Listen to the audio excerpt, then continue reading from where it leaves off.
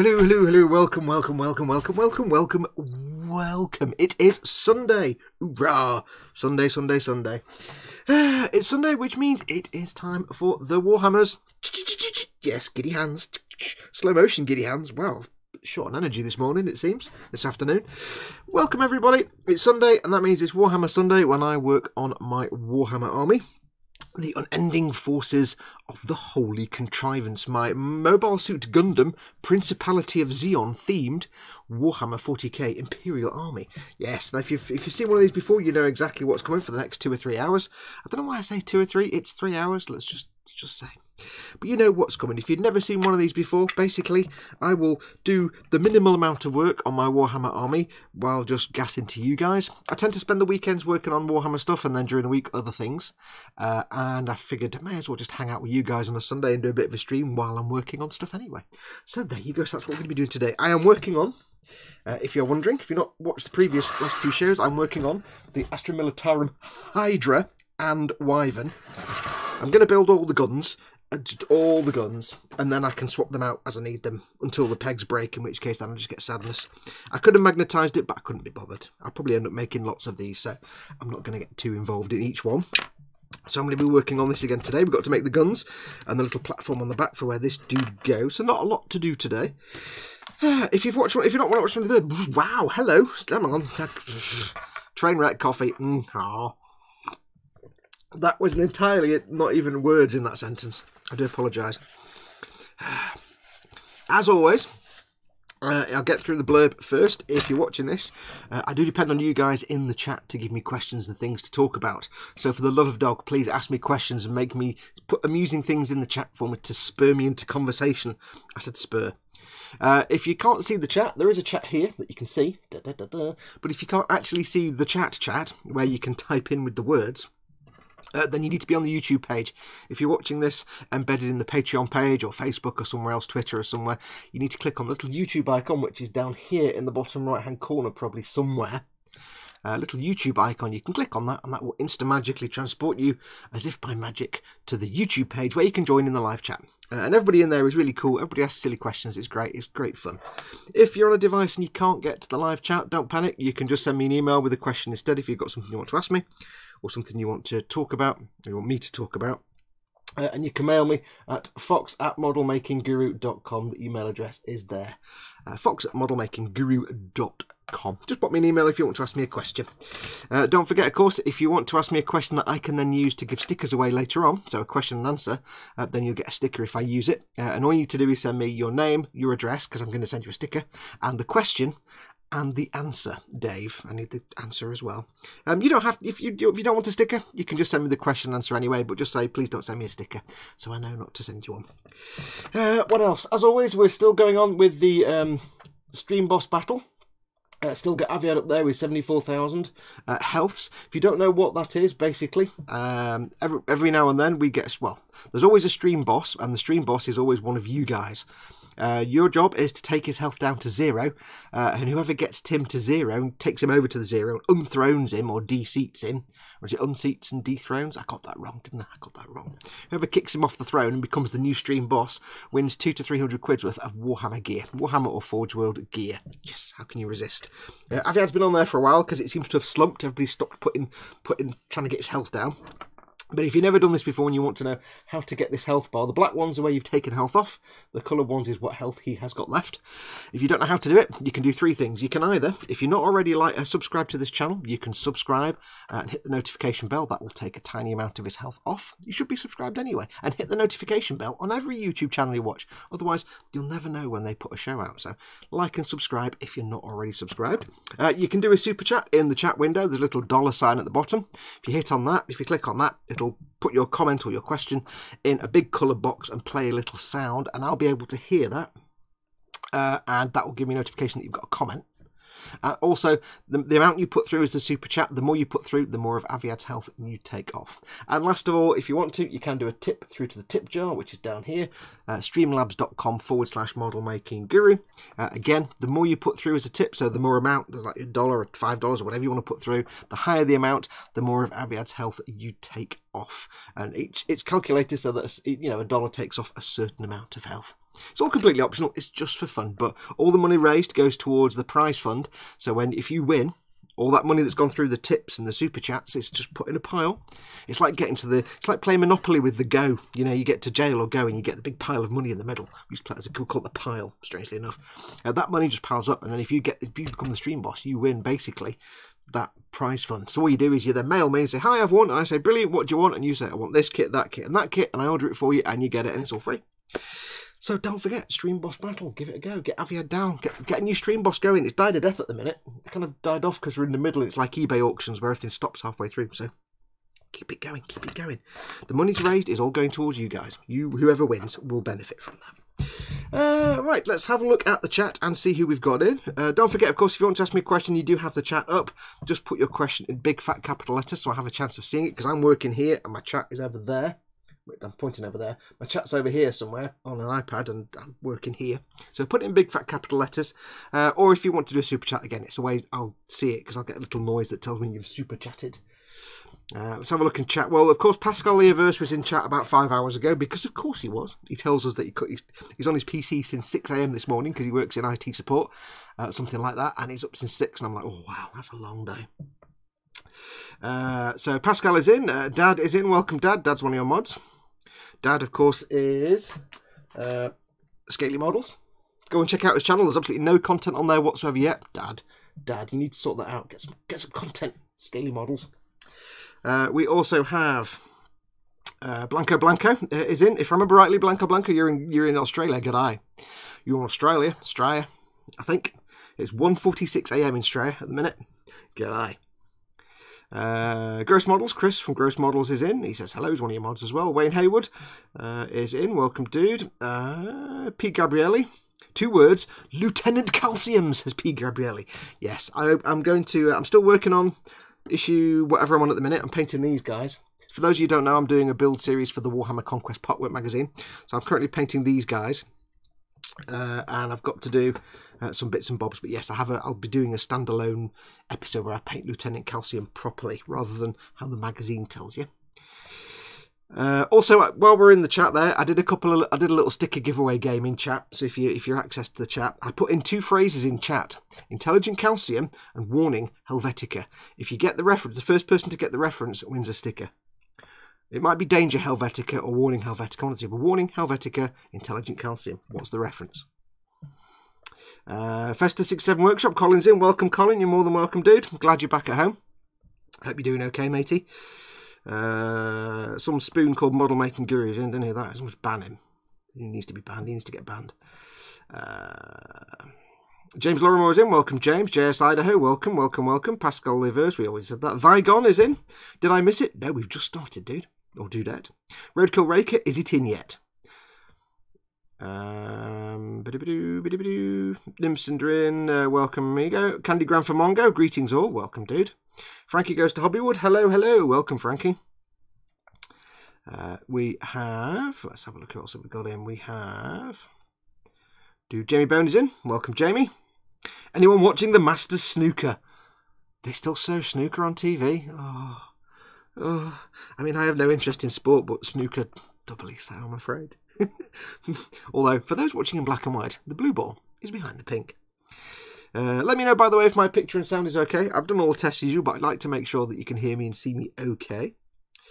Who else? Tim Wilkinson, hi from Tenerife. Oh, Tenerife, you're in Tenerife. Go up Mount Tadius. I've been to Tenerife and Gran Canaria. Go on the beach and have a look out for the old wooden sailing boat with the bright orange sails. Tell me if it's still there. And tell me if you've been on it. Because like many years ago, I went to Tenerife, or it might have been Gran Canaria. One of the two. I've been to both. And there's a thing that goes around the island, like a wooden boat. It's like a sailing boat, obviously, because it's got sails. And you go on, it's like a day trip around the island, and they take you to these little coves off where you can dive in the sea and swim, and there was a big yacht with topless women all over it. I'm like, well, this is great. And they feed you this kind of weird goulash kind of beef stew thing, and just they got like drinks and stuff. They give you some basic rice and meat to eat, and you go around, you just lounge around on the deck, and it's got bright orange sails. That's the only thing I remember, or 2 things I remember: bright orange sails. And at the time, there was a guy on there that entertained you during the quiet moments of just sailing about. And he'd tell you about the islands and the history. And he'd also sing songs and play guitar. And he called himself Fernando Presley. And he had this guitar. And he'd be like, now we play for you classic Spanish piece of music. It's romantic and it's beautiful and it's the most famous piece of Spanish music ever. And then he gets a guitar out and he starts playing La Cucaracha. So, yeah, Fernando Presley. My name is Fernando Presley. It was great. So, yeah, big wooden boat, orange sails. Tell me if it's still there. Jeff Longman, hi, off and soon bye. Off in a bit to be a judge for an out-of-box contest at the local Gumpler meetup. Hey, Jeff, hope you're still in. Welcome and thanks for coming in. Enjoy your judging. Nice. Be harsh, be firm, but be fair. Remember, Zakus are always best. Dude, Nimcinder in, welcome. Needs to build a tank running over Jar Jar? Yes, I think the chat's jumped. Hang on. I've missed some stuff here. Wonder if Fox is over his maple syrup coma, says Nim. No, I tried some in coffee last night. Oh my god. Ooh, it's nice. Maple syrup in coffee. Holy cow, that was nice.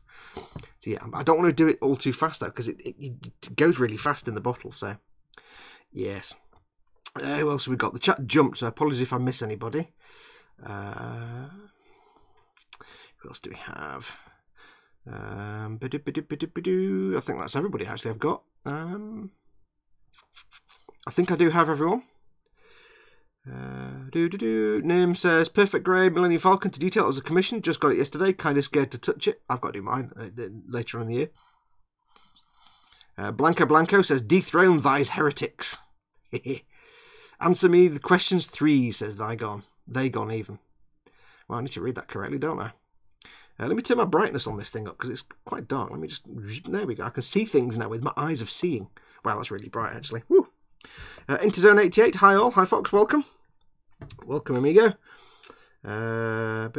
Fox, you need to build a tank for Jar Jar. Needs to build a tank running over Jar Jar. That's... Frankie Goes to Hollywood says that. And JS Idaho adds the extra. Of all sports, snooker sounds like a better choice than most. It's the least testosterone filled, I'll put it that way. It's second only, I mean, it's barely scrapes past darts, I think. It'll be an experience, says Jeff, about judging his out-of-box build competition. I've never judged before. Basically, I'm a judge because I didn't enter. That's logical. I like Zaku's, but I do enjoy the RE78 too, says James Larimore. Or that'll be the RX78 too. I'll assume that's a mistype. Enormous coffee with a hint of maple syrup. Oh, yes. MS09 for the win, says JS Idaho. Yes. So, yes, today we're just going to be working on... So, welcome to everybody. Sorry, just jumping to interrupt my own sentence there. Welcome to everybody. Don't forget, if you are watching this and you can't see that you're not in the chat, get in the chat. It's good fun. We'll do sticky giveaways later on. Yes, so remember last week we got this loosely assembled. I had the dude with his handles. He's got a nice handle. I loosely assembled that onto the front and I glued those together so that this can be discombobulated for painting later on. Got this beautiful... I'll see if I can zoom in. My zoom function wasn't working earlier. It was being a bit of a pig and it only zoomed a little bit. Let's see if it works now. Oh, there we go. It works now. It's got this beautiful console here, this control panel with like... You've got a little sort of miniature servitor. I don't know how you get a miniature servitor because it's just a skull. It's based on it's a human skull, so I don't know how they get a miniature one unless it's a child. And that's pretty grimdark for Warhammer. Servitor skull there with some controls and all the sort of religiosity tech stuff. Nice control panel. And there's lots of... this looks like 3 little printy things with... what they call purity seal paper coming out the bottom so you can rip them off and do a new purity seal. That's what it looks like. It might not be. It might be just information printing out. But it's a really nice looking dashboard. For those that don't know the lore of Warhammer, basically all technology, all these things happened. Humanity was destroyed and came back. In the current setting of 40k, they're not allowed to make new technology. They have to just rely on old technology.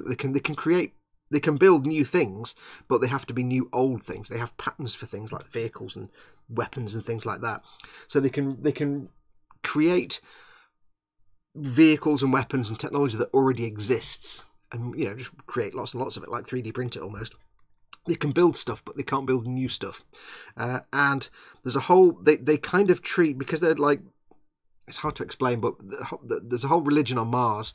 For the administrator, I can't remember the word now, the Mechanicum, who treat machines like holy things, like they're living. They don't just, when a machine breaks, they don't just think it's broken and fix it. They think that the machine spirits must be, you know, angry, and that's why it's not working. So there's all this, like, you have to pray to the machines and light oils and scented candles and all this kind of stuff, rather than just trying, you know, when you want to turn your engine on, you don't just turn a key and the engine turns on. You have to do incantations and prayers and have a tech priest there to do the incantations. It's really weird, but it makes kind of sense in the universe. It's very strange. So yes, it's very odd. Somebody else can probably explain it better than me in chat, but it's all, so yeah, anyway, let's move on before I forget everything. What's chat doing? I misspelled oops, says James for his RE72. Redlen's in, afternoon all, welcome Redlen. Borry Models, hi everyone, hey Borry. Let's have a look. Child skulls for the win, says Blanco. Yeah, it's kind of a really small skull compared to a human head, and that does make me wonder, because it's like half the size of a human head. But servitors are, if you don't know, in Warhammer they have the floating skulls with cables coming out, and they're called servitors or servo skulls. They're actually real skulls from people. They basically, the Mechanicum will basically decapitate you, lobotomize you, remove your body, put cables in you, and you'll float around them, being this mindless thing that just floats around recording things. Or sometimes some servo skulls just have a lamp on the top and they float around to light things. And imagine that. Imagine being lobotomized and all that just to become a floating bulb.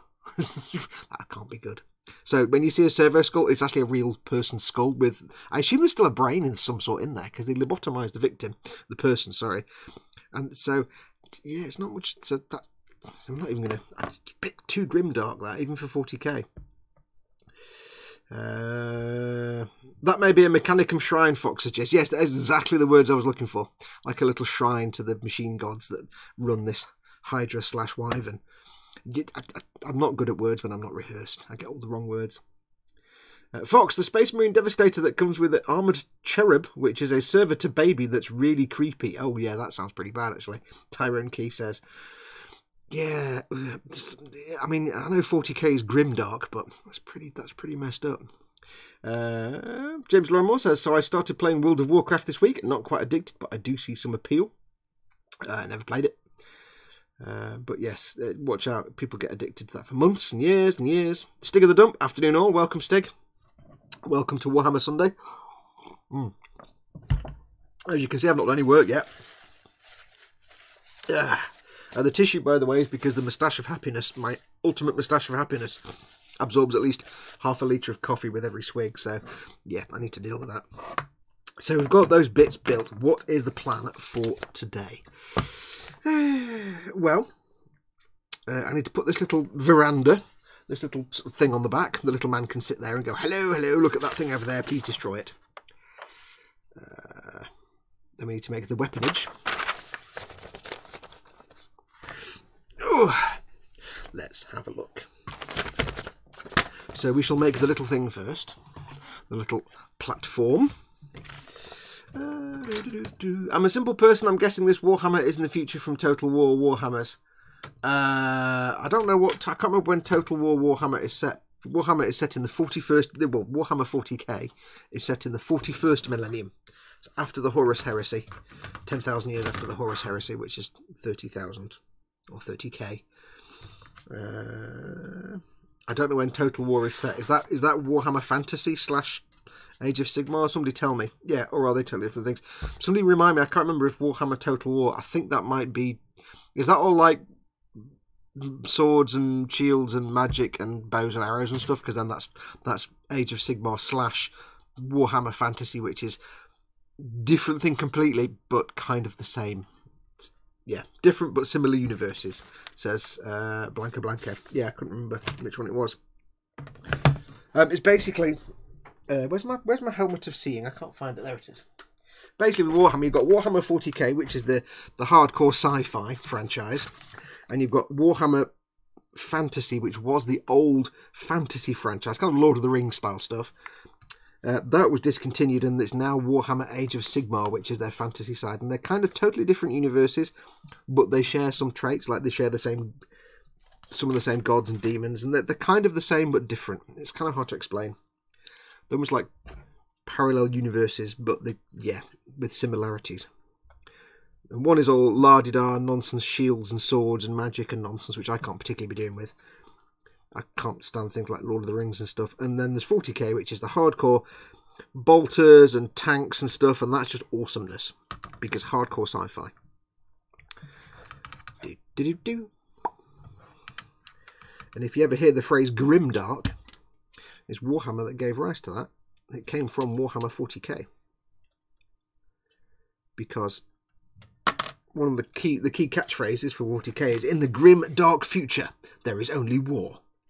Or it might be, in the grim darkness of the far future, there is only war. It can vary, but that's where grim dark came from. 43, 43 and 9. So I need 2 9s. I want to do 2 of those. I need a little container because I'm going to have small pingy bits. They do have a lot of similar factions, but different units. It says Blanco Blanco. That looks like a nice kit, says Stig. Yes, it should end up like that.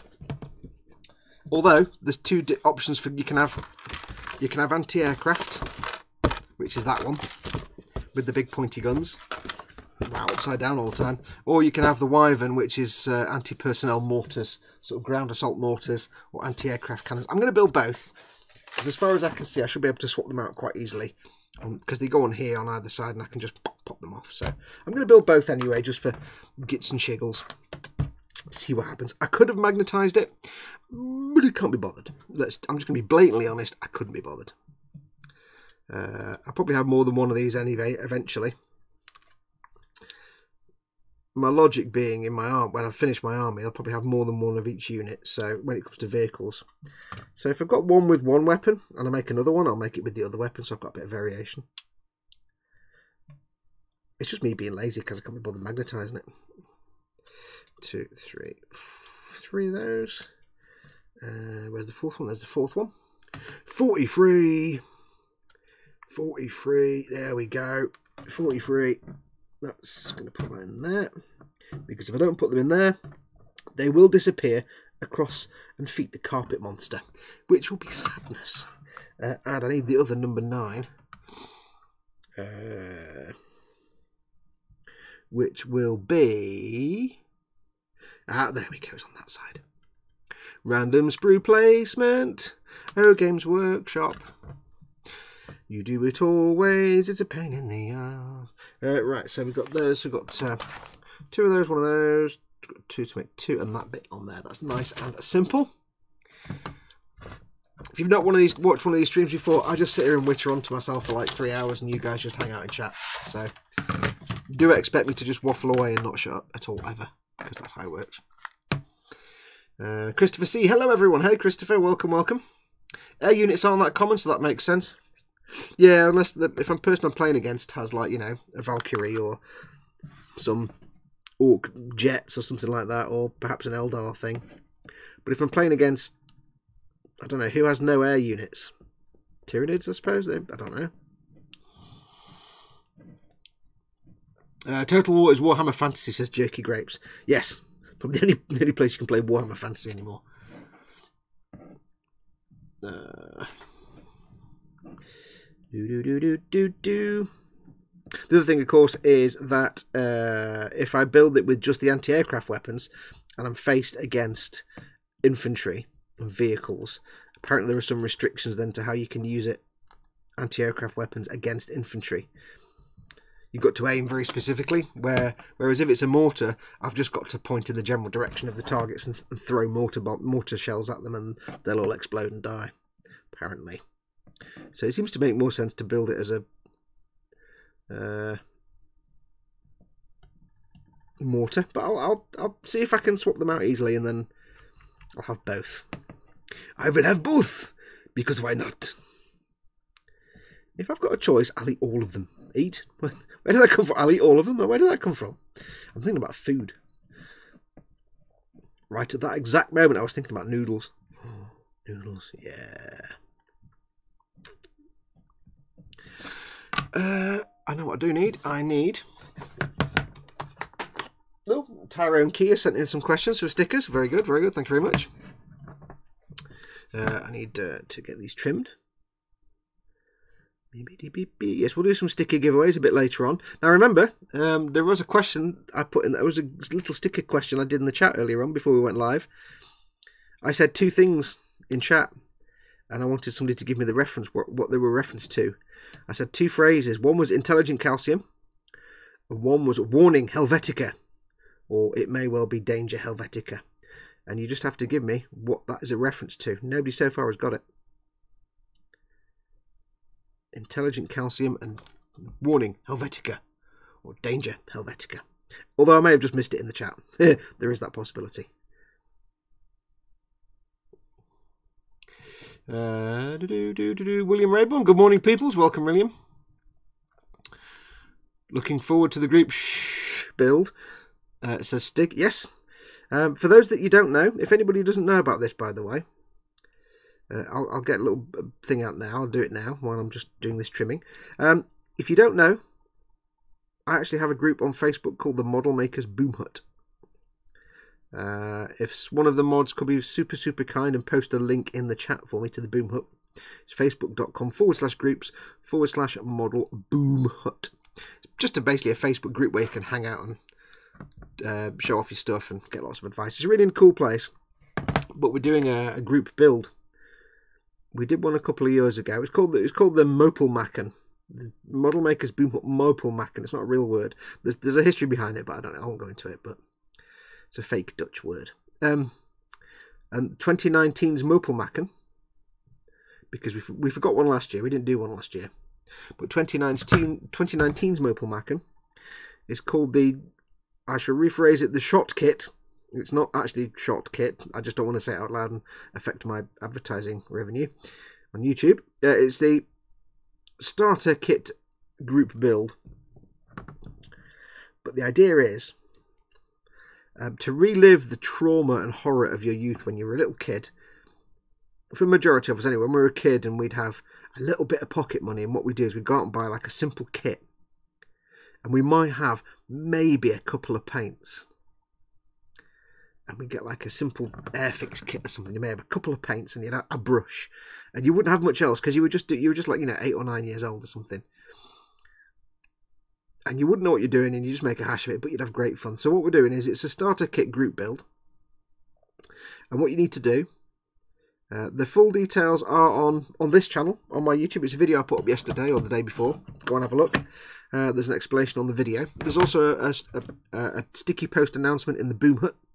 Go and have a look at that with all the sort of details and rules and regs. Basically, what you need to do is you need to get yourself a starter kit. And what is a starter kit? A starter kit is basically one of those things where you get them from like Airfix and Revell do them and Italeri do them and some other manufacturers. They basically are a kit that comes with a paintbrush or maybe 2. You get 3 or 4 little tiny pots of paint, little really not proper pots of paint, but little miniature ones. And you get a tube or a little thing of glue normally. Now normally they're cheap and terrible.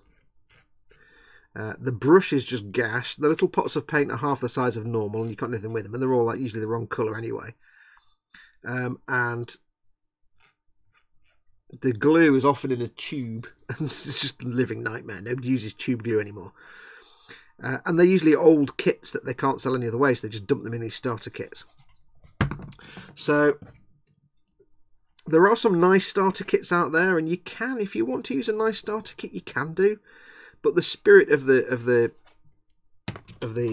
group build is to just get the cheapest, nastiest thing you can find with limited tools and just build that, relive that youth. If you want to do I say there are some nice starter kits out there with like 10 paints and 3 or 4 brushes and stuff, and it's like, yeah, it's technically a starter kit, but it's not in the spirit of, but it's allowed, it's just not in the spirit. Now, the whole point is, we want to relive the days of our youth when we had no equipment and tools. So, just doing a starter kit build is really boring. The way to make it interesting is to severely limit what tools and equipment you can use. You see.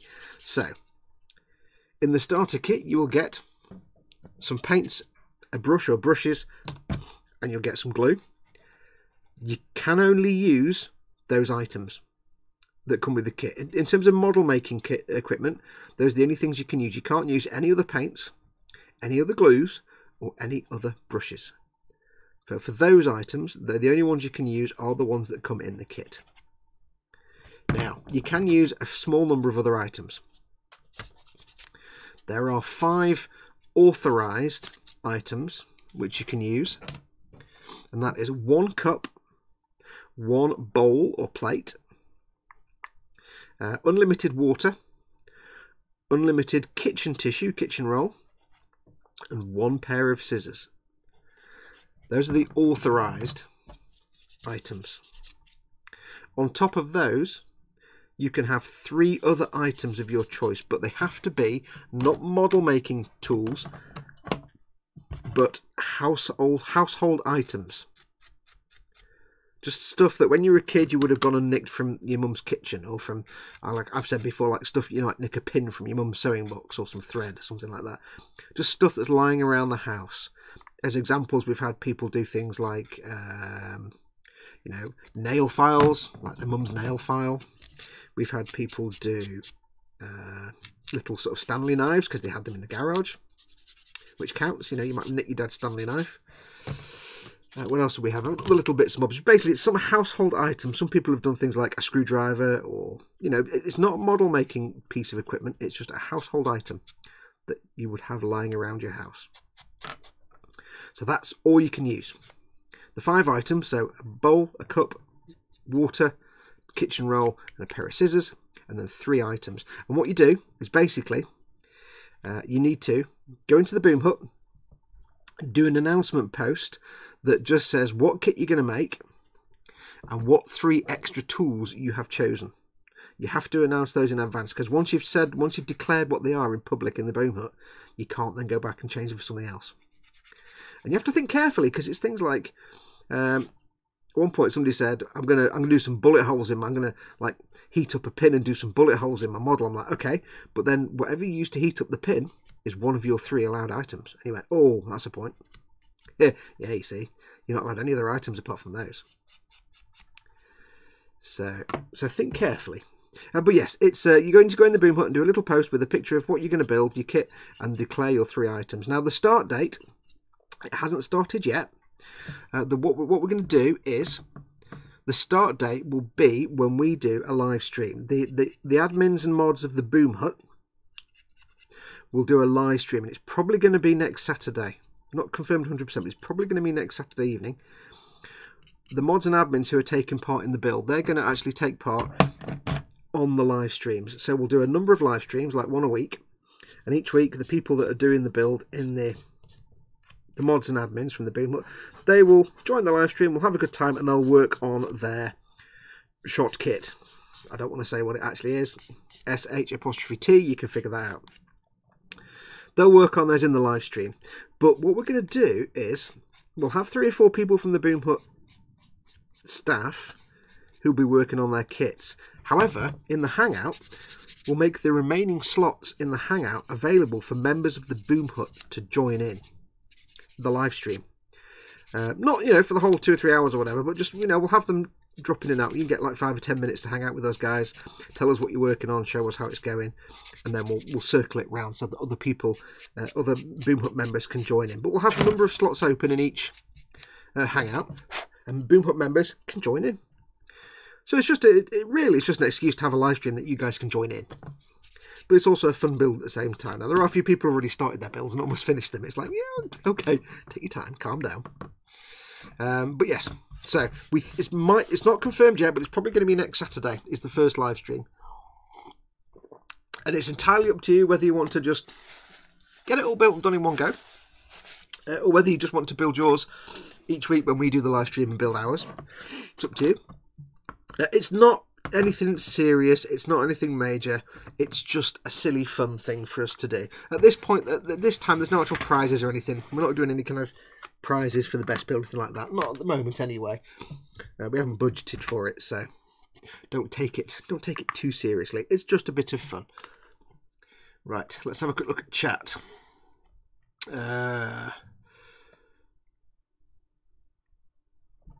Thygon says, so as I'm a noob, I'm guessing you use the models, aka kits, for the game too, the Warhammer mods. Yes, it's a tabletop combat game. It's a tabletop game.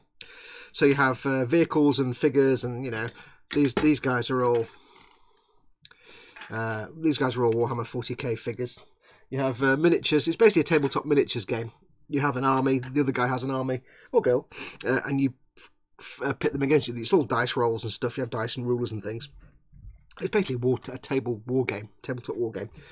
But the beauty of the Warhammer stuff is the models are actually so good. You can build them for the tabletop game, or you can just build them for your own collection. I mean, I wasn't going to play the game, but I'm kind of building an army now, so I'm going to have to at some point. But you can just build them as models. You don't have to play the game. There's lots of them available, vehicles and all dudes and all kinds of things. If you're wondering where the kind of whole thing of Space Marines came from, it's kind of Warhammer. Not officially, but you know, that's the primary use, says Blanca. Yes, but you can just build them for the sake of building them. But the pricing is weird, like somebody said. They're not priced like normal models. They're priced for how expensive they are to use in the game. So a unit that's got a million health points and can do 1 trillion damage will be more valuable in game than a tank that might have 10 hit points and do 5 damage. So the pricing is kind of weird because it's based on how rare they're going to be on the tabletop. And I've said this before. If I get a pack of 5 grunt troops, it might cost me 15 quid because they're not really worth much in game, and you need a lot of them to be in an army. Whereas if I get some big expensive Imperial Knight, you know, this kit here that I'm building now may have a lot more parts than an Imperial Knight, but an Imperial Knight kit will cost more because you'll only have 1 or 2 of them in your army. You won't have, whereas you could have 10 of these. So they base it on how many of them are you going to buy for your army. And the more likely you are to buy more of them, the cheaper they'll be. So you can end up with a complex kit costing less than a simpler kit, a bigger, simpler kit. It's really weird, but it makes sense in the context of the hobby. I need to clear my throat, hang on.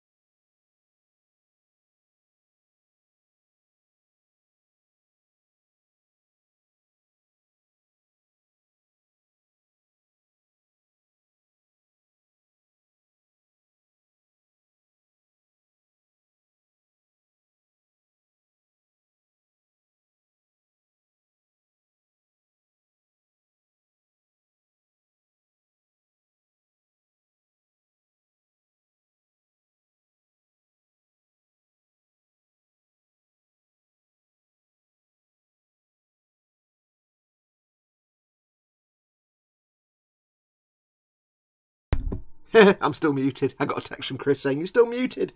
I'm simple. What can I say? I don't know how much you missed then in that case. When did you... Oh, yeah, clearing my throat. I don't know what I said. Anyway, Day Creator said, thanks for asking all the questions. Yep, you're welcome to ask questions. That's what I'm here for. Thank you, Chris, for letting me know we're still muted. What else is chat doing?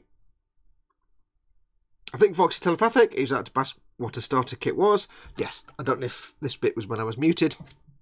It's just a cheap kit. Usually very bad, very nasty old tooling with 2 or 3 little tiny pots. They're not even full-size pots of paint. They'll be tiny pots of paint. Barely enough to paint a model with. You can get... I mean, even Games Workshop do some starter kits, and they're basically a model with some pots of paint, and they're kind of half-size pots. But the difference is, of course, even an old Warhammer kit is actually quite good. So, whereas an old Airfix kit is pretty much torture and gash. I made a car with my imagination, but it didn't go anywhere, says James Larimore. Lol. Oh, like a Yugo, says JS Idaho. You're showing your age there if you know what a Yugo is.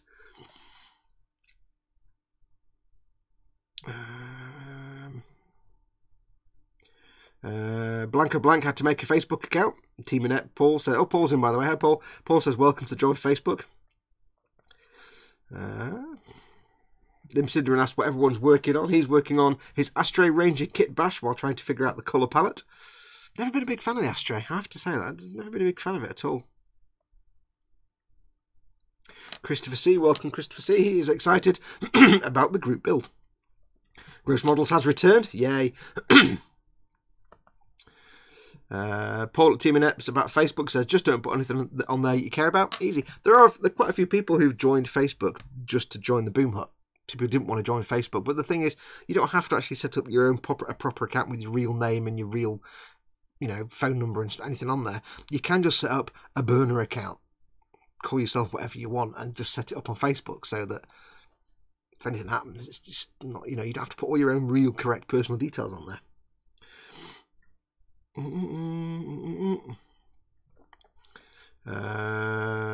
What's happening? Currently paint. Oh, moved again. Whoa. You are still muted, Fox. Yes, I've done that now. This is the best Mancunian has ever sounded, says Paul when I was muted. Whoa. Southerner. The worst insult I can say to you, Paul? Southerner. Let's have a look. James Lorimer is currently working on finding a Zaku bead. It's a hopeless cause, that.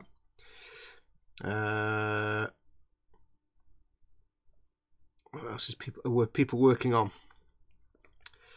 Let's have a look. I was talking about me being muted. Yes. The daft bastard, says Paul. Yeah, pretty much.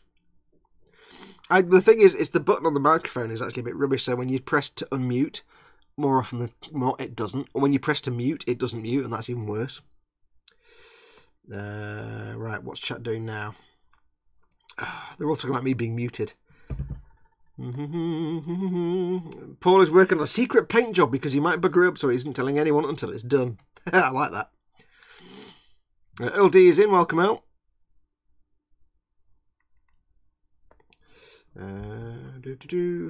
Use a fake name like Fox. Funnily enough, it's totally not fake.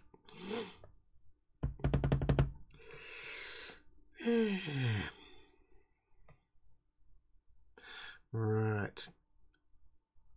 Okay, right, so let's crack on anyway. Chat's going on about some other build competition that I didn't read enough about to say what it was.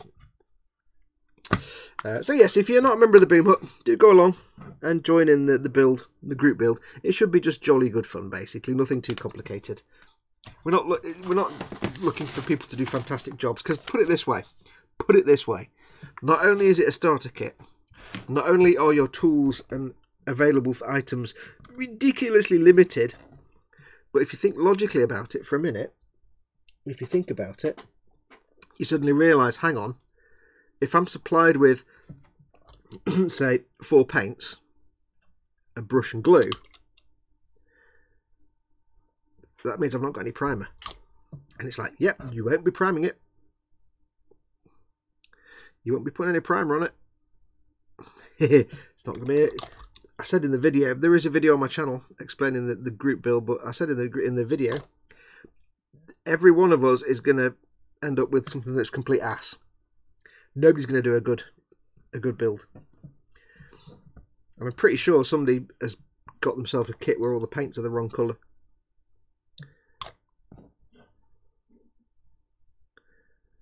I know Paul, who's logged in as Team Inept right now. Team Inept, like and subscribe.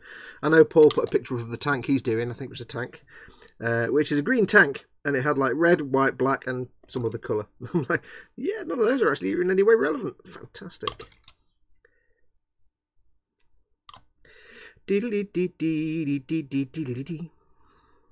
Oops, ping. Right, so now I've got to try and get these things in here. I can imagine this is going to be a challenge. Let's find out, shall we? Am I on camera? Yes.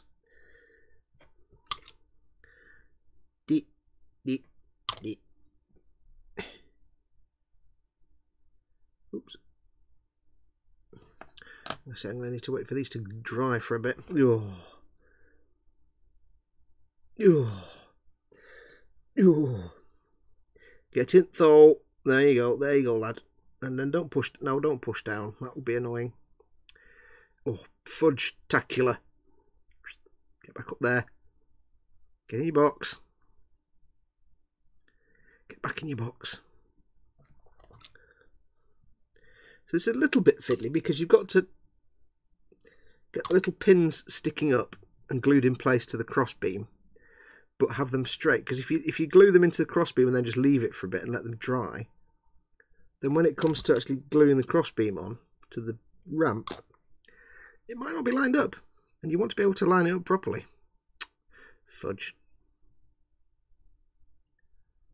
A little bit fiddly here, a bit wibbly wobbly, wonky donkey.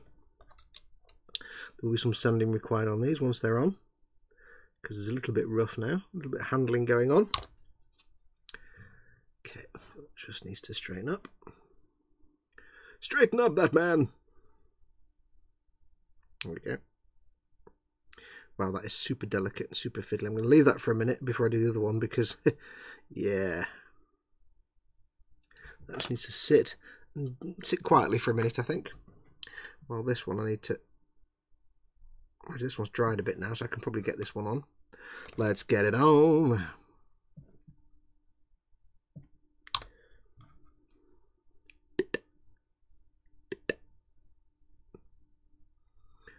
Roger, pasting now.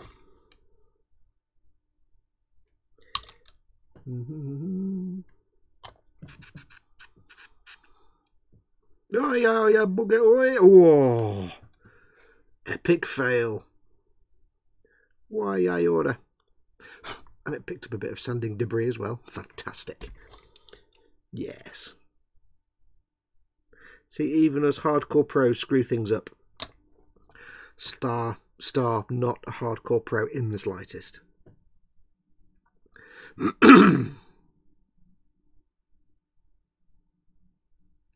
Okay, so that's on. That one's actually come out quite straight rather handily. This one's a bit wibbly wobbly and wonky. Let's just twist it round a bit, get it all straight. There we go. Need to let this dry for a bit because I'll need to sand those little rods on that one because they've got like... No, I may have got a fingerprint on there perhaps. Mayhap. So let's put that to one side. And resist the urge to do anything with it. I'm just gonna, if I touch it, it'll go wrong. My mum always told me if I kept touching it, it'd break. So I'm just going to put it over there and not touch it. Swig of coffee. I need more coffee tissue. What's chat doing? LD's retracting messages left, right and centre, but I don't know why.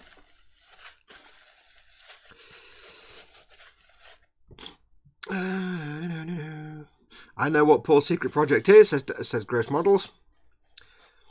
Yes, it's legit. Fox has two brothers called Otter and Badger. I never heard that one before. Wayne Haywood is hoping to finish his 3 Space Marines this week, contemplating painting Star Wars Legion miniatures. They're supposed to be quite good, those. Although Chris at Gross Model says Otter with 2 R's and Badger with 2 Badger with 2 R's is like Badger. That's right, my badger. It's all down south in the corner, isn't it? Like Cornwall, Penzance, that kind of thing. Oh, you don't know. All right, Tony, you've got the stratification layer with ancient Romans, Tony. That's what it is like. Isn't it lovely? Oh, look at the ancient Roman bits of stuff here. Pottery sherds. Yeah. If you're British, you know what that means. If you're not British, you won't know who Phil Harding is. Talking about this build competition between Nim and somebody. James. Earl D got the dual assault shroud. I'll say that again. Earl D has got the dual assault shroud master grade in the post, and hopefully the Moon Gundam will be shipped by tomorrow. Cool. Speedy curates in. Welcome, Sped. Digon says, so there are levels of kits like how there are levels of models from Snap Together to Fallout Paint. In which genre? What are we talking about? I mean, there are levels of kits. There's, you know, simple push fit kits, and there's super complicated 500 quid tanks. As there's always different grades of complexity. Starter kits, though, are generally, if you go back 40 years, at least in the UK, if you go back 40 years and you want to buy a model, it's pretty much going to be an Airfix plane of some sort. And it's going to have like 5 pieces and be terrible. What you tend to get nowadays, especially with Airfix, is these starter kits are those old kits from like 30, 40 years ago that by today's standards are just absolute gash. But they'll tout them out as, it's great for kids. They can. It's not, because it'll be the worst thing they've ever made in their entire life.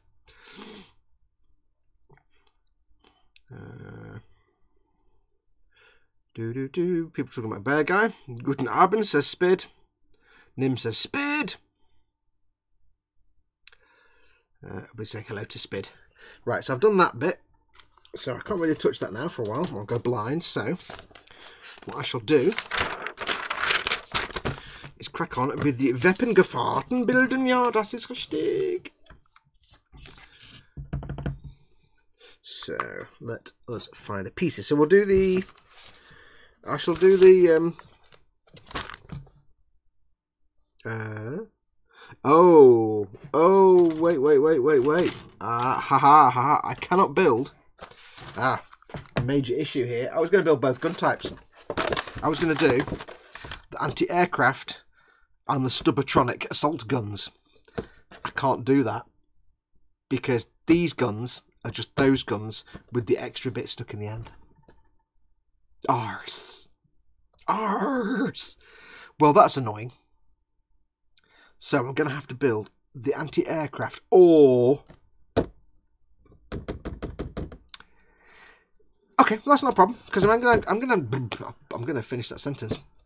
I'm gonna end up having more than one of these, so I'll probably get one with that and one with that. So I think what I shall do. That's quite frustrating. I think what I shall do is I don't know. What shall I do? Okay, gang. This is where I need chat to help me out now. I've got a choice. I can have spiky anti-aircraft guns or Stubbertronic lumpy guns for mortar bombardments. Which one should I build? Spiky anti-aircraft that are a bit useless for anything other than the occasional time you play someone with an aircraft, or big fat boomer guns that are just going to lay waste to the enemy with the exploding and the flying and the dying and the exploding. Stubber guns, I'm only calling them big stubby guns, and actually they're just called what they call mortars. They are. Basically a mobile mortar platform. That's why you buy two, says James Larimore. Says him. Oh, not talking to me. Magnet, says Earl D. Yes, I could do, but I've already built that bit, and I can't be bothered. Magnets, Fox. Yes, I know. But I'd still have the problem because I still can't buy. I can't make. I only have. Even with magnets, the problem is I've only got those. And here's how it works.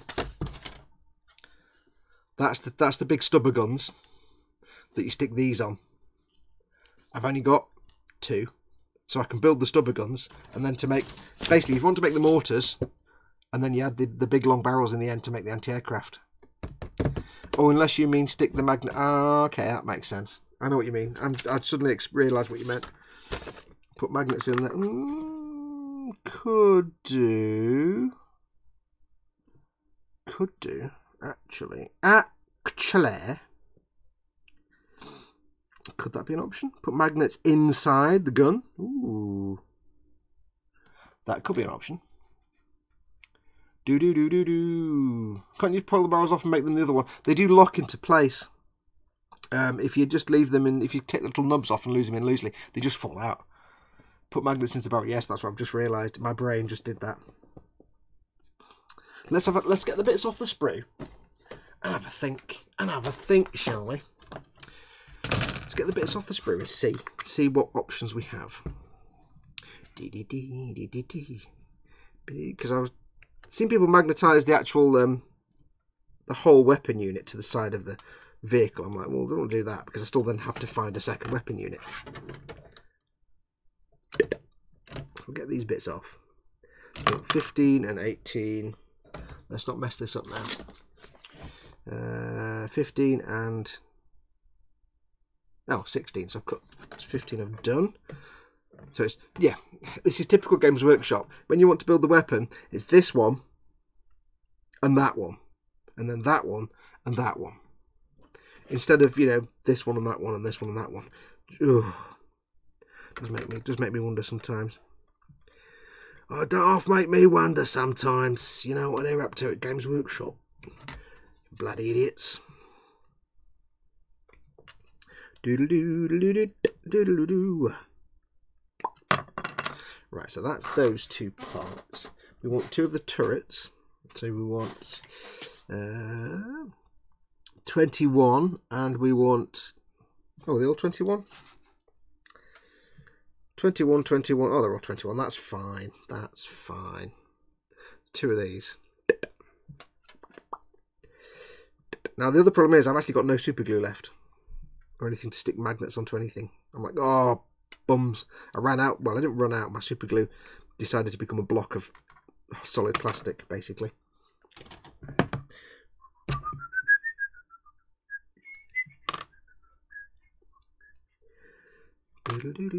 I've got magnets, I just don't know anything to glue them with.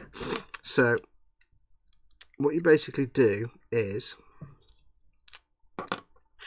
that sits in there, and these little nubs on the end stop it coming out, like that. So you could trim them off and just, that will slide in and out then. You put a magnet in here. That would make perfect sense.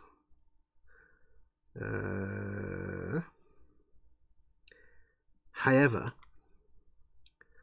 I do not have anything to glue magnets in with right at the moment, which is actually quite... Oh, that's I've got debonder. Doodaloo. Let me have a look in my drawer, see if I've got any super glue that I didn't know about. Hang on.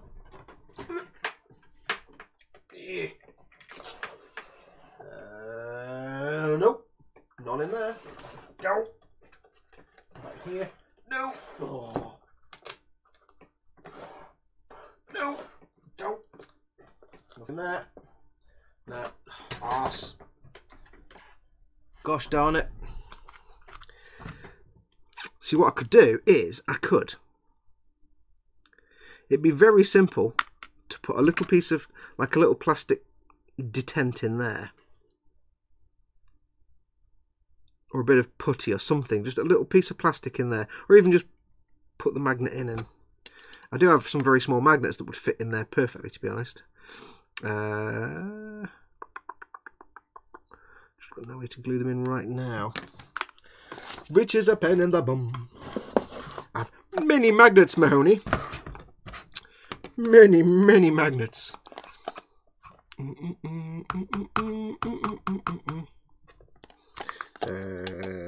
What size magnetings do I have? I have super tiny, slightly less super tiny. They're going to be too big. Way too big. They're a bit teeny tiny small.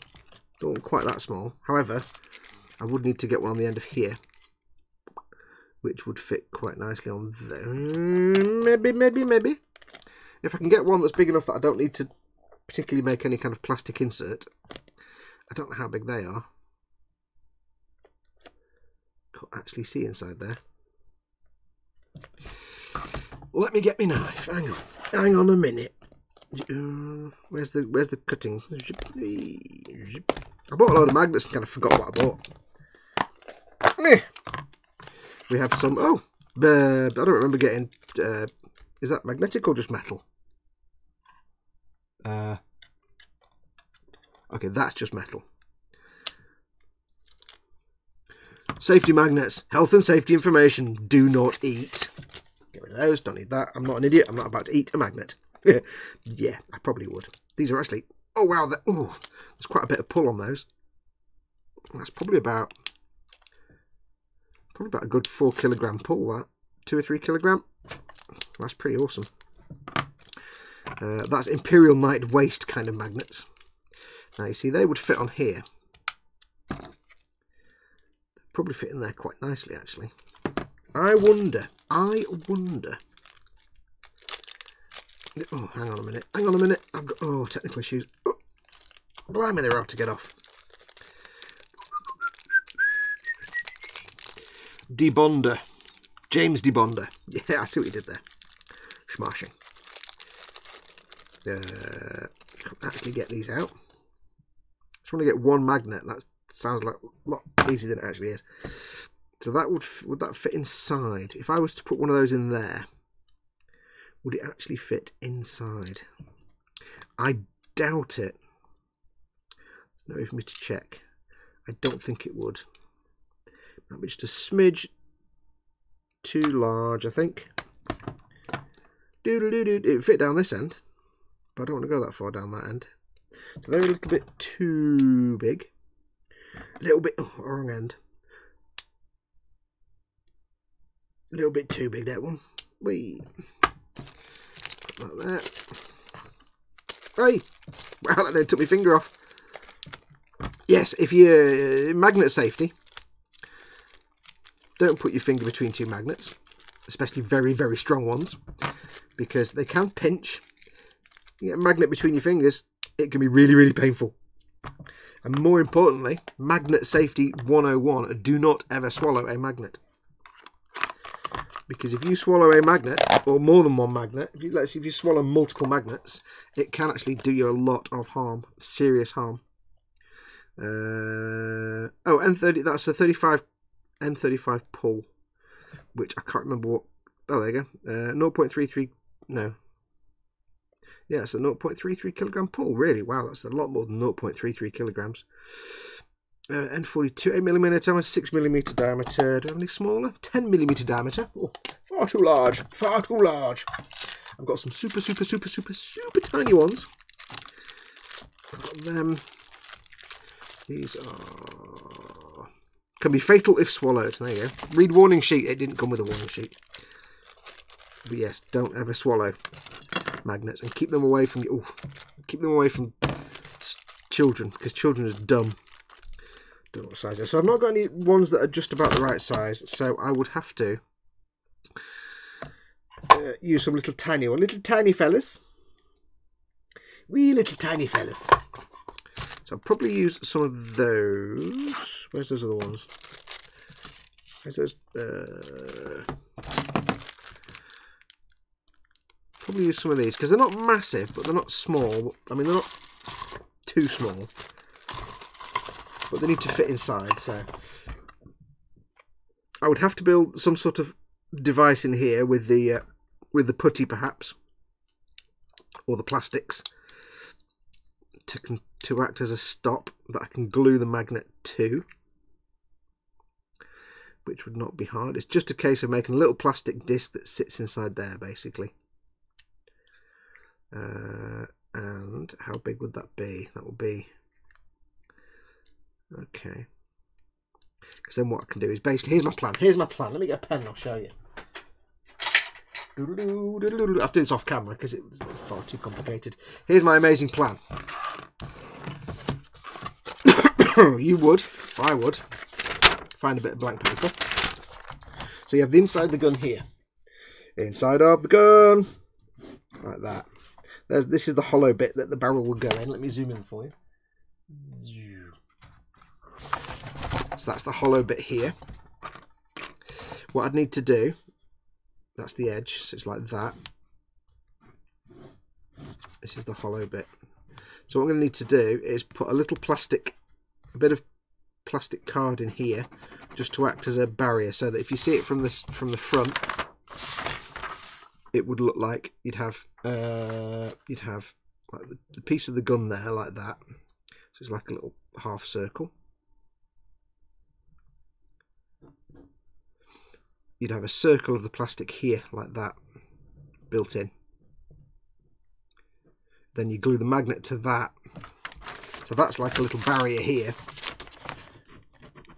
Glue the magnet to that, and then the barrel would have a magnet on the end, and it would stick together, and you could just go sting, and you could put the long barrel into there and then take it out.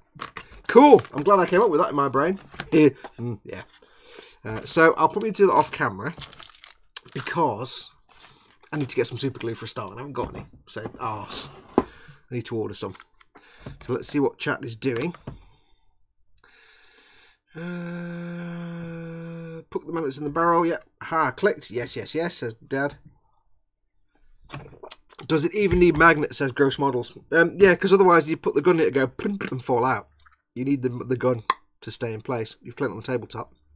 Because if I take those little nubs off and put that tube in there, it'll just go, or it'll just go like that. And they're not a tight fit, so that one will sag down and they'll just go like that. That wasn't even on camera, was it? I need to zoom out. Anyway, yes, if you just jam them in there, they're not... I'll show you. I will show you with my showing device. If I can get this together without them all falling apart. You could put them in, but they're just like, you can't get them out again. They don't fall out because they're little nubs, and if I take the nubs off, they just wiggle and wobble and they just go thump. So it's just better because every time you lift it off the table, they'll all fall out. So a little magnet would lock it in place, basically. Can that come any further? Hang on. So you could leave them like that, but it'd be a bit... They just sink inside, or they just... You still have to put a little stop in the barrel just to stop it disappearing backwards. So at that point, you may as well stick a magnet on there.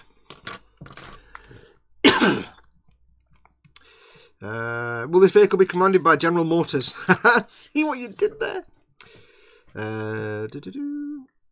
Dagon says, okay, thanks for all the info and great time. Thanks you those in the chat. This channel is more than worth a sub. Thank you, Fox. My pleasure, absolutely. I'd take it you're off then, but thanks for coming in. More than welcome anytime. I don't just do the Warhammer live stream on Sunday. I do other live streams occasionally and other shows, so do stick around. But thank you for subbing if you've subbed.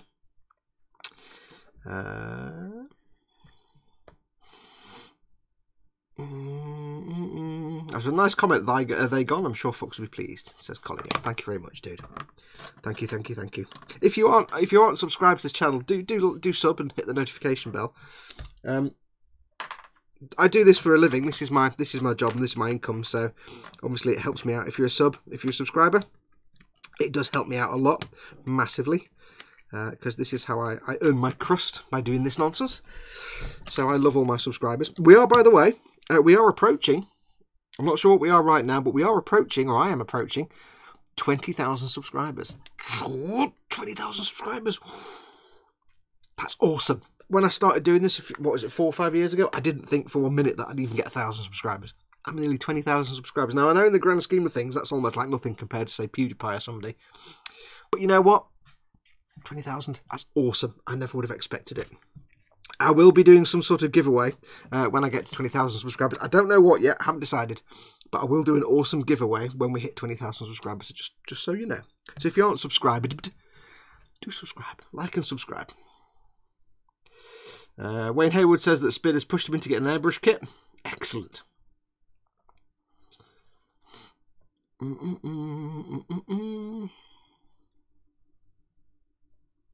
Chat is doing about airbrushes. Spade says something because it moved. Says they're not scary once you get past that initial oh my god bit. Give me a shout via YouTube's or me, Jay Fielding, and all the other helpful peeps on the boom huts. Yeah, airbrushing. I've always said airbrushing's like a learning curve like that. Super steep, but not very long. There's a lot to learn, but you learn it very, very quickly. It doesn't take long. Majority of airbrushing is just getting confident. It takes you. Once you've done a few little tests, for a few hours, you'll kind of have the confidence there. It's just learning how to use it. It's not complicated. It's like riding a bike. It's not complicated to ride a bike. You just have to get the confidence to actually not fall off every time you get on it.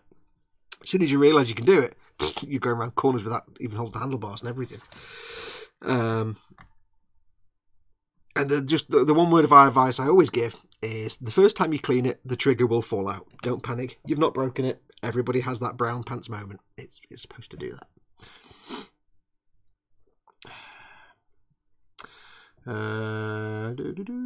It's not true that it gives you a magnetic personality, says Spade. Nope. Yep, don't eat magnets. Do not eat magnets if you work near steel or have a stainless steel toilet bowl, says Spade. Yeah, that's a bad idea. The reason you don't eat magnets, not that I should have to explain this, the reason you don't ever eat more than one magnet, or don't even eat one, eat more than one, yeah, you can eat one, but not more than one, is that if you eat 2 magnets, and you've got your intestines like this, and you eat a magnet, and the magnet is here, and there's another magnet here, and they attract, and they pinch that bit of intestine off, it can cut off the blood supply to that bit of intestine. That intestine dies, then you've got a nasty bit of necrotic tissue in your intestine. Yeah, it's not pleasant. Don't eat magnets. I shouldn't have to say that, but I have to say it just because children might be watching. If you eat magnets, you're a dick, and you might die. Jerky Grape says, Games Workshop kits are nice, but holy crap, they have an awful amount of mould lines. 2 solutions. 1, get yourself a mould line remover. It's brilliant. It also depends on the kit. The older kits are terrible. Like if you've got Astra Militarum, the Imperial Guard, yeah, they're terrible. Some of the more recent kits, though, very minimal mould lines. And the beauty of the mould lines is that with something like this, or any kind of mould line remover that's got a solid, inflexible blade, they are really easy to scrape off because they're there. So I'm going to find one here. Let's have a look. I haven't got anything smooth that I can scrape the mould line off. Like there's one there. Hang on. Let me see if I can zoom in. Zooming. There's one. Let's have a look. There, right in the middle. Probably can't see it on camera, but it's very easily removed because they're actually quite delicate. So little scrape like that. Gone. Absolutely gone. This is, I mean, this works on any kit. I love this. This is my favourite tool of all the Citadel tools. All their tools are ridiculously overpriced for what they are. The only one I like and absolutely adore and worth the money is that, because that is a lot easier and faster than using a modelling knife to reduce mould lines. So yeah, the old kits are terrible for it. The modern kits, they're all right. James Longman says, "Dude, that's amazing." What was? 19,708 says Blanca Blanca. Really? Holy cow, it was 18,000 something last time I looked. No, 19,000. A lot less than that anyway last time I looked.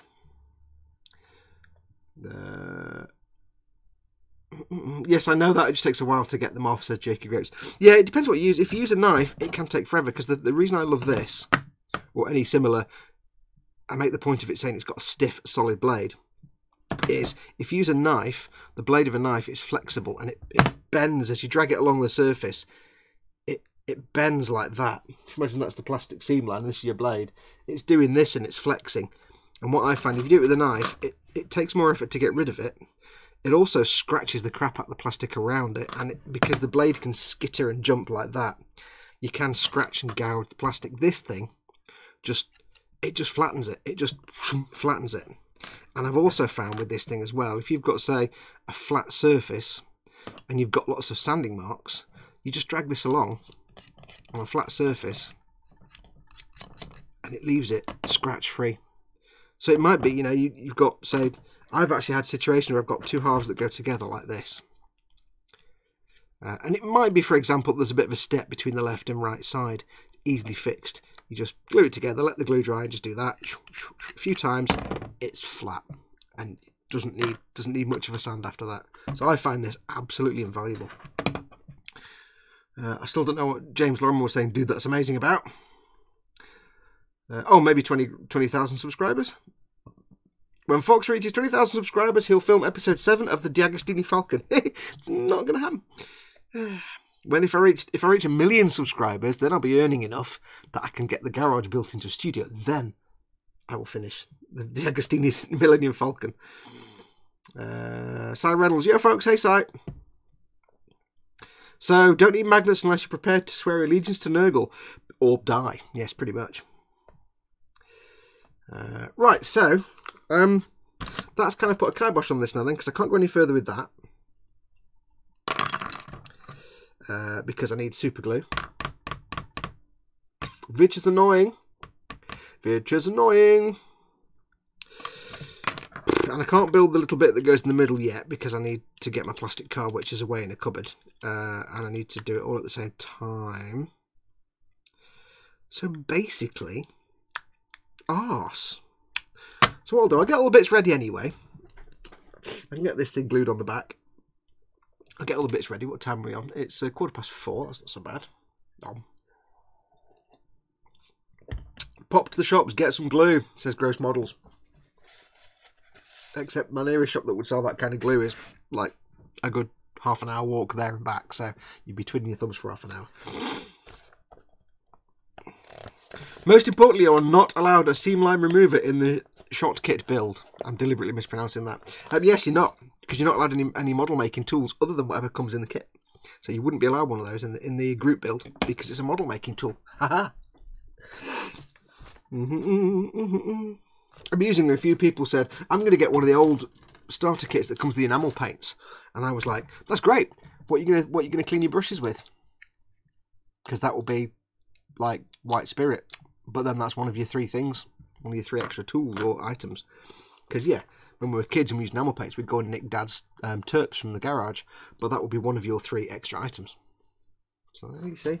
Whereas you've got unlimited water if you're using acrylics. Right, so this would need to be this one. What I'm going to do is I'm going to mark these so I don't get them mixed up. So I'm going to put that as 1 and that as 1. When I do the other one, I'll mark it as 2 and 2. So I know which bit goes with which other bit. It doesn't really matter, but at least I'll know. So what we can do now is get rid of some of these nubs and that. Nub removal. Nub removal.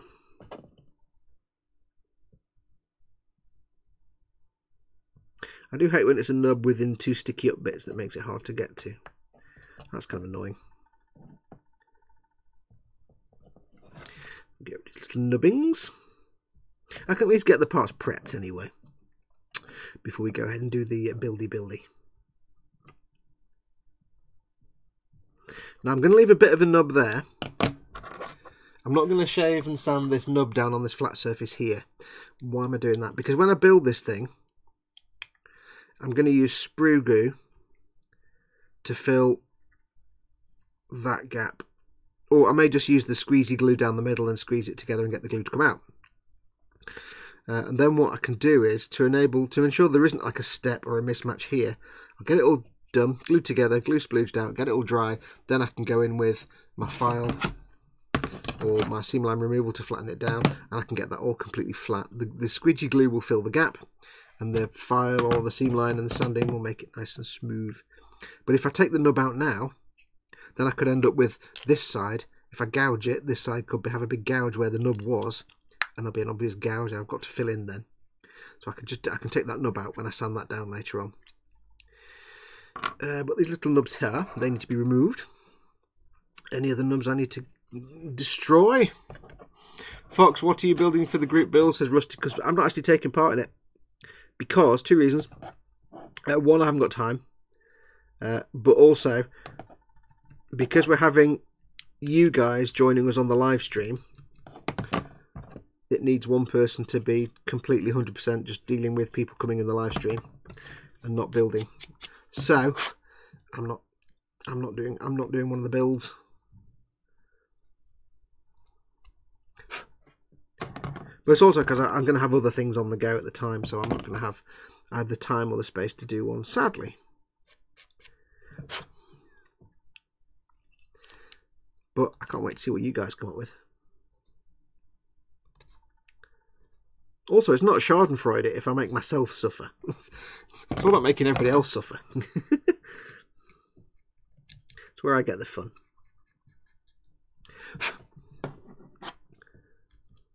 It's a bit rough.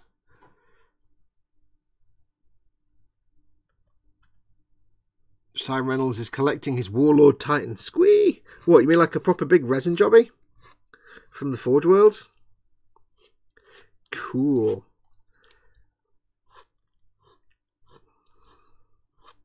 Hope you're going to post that up in the boom so we all know how you get on. See, that's quite an old kit now. It's a few years old, so I wonder how good the resin on those is. I mean, at least Forge World are good in that if you get a part that's just completely knackered and out of shape and you can't fix it, they'll just replace it for you. Especially if you're buying something like a Titan where you're spending a lot of money. I'd be quite up for a Titan, but I just hate resin so much. I know I wouldn't enjoy it. I think.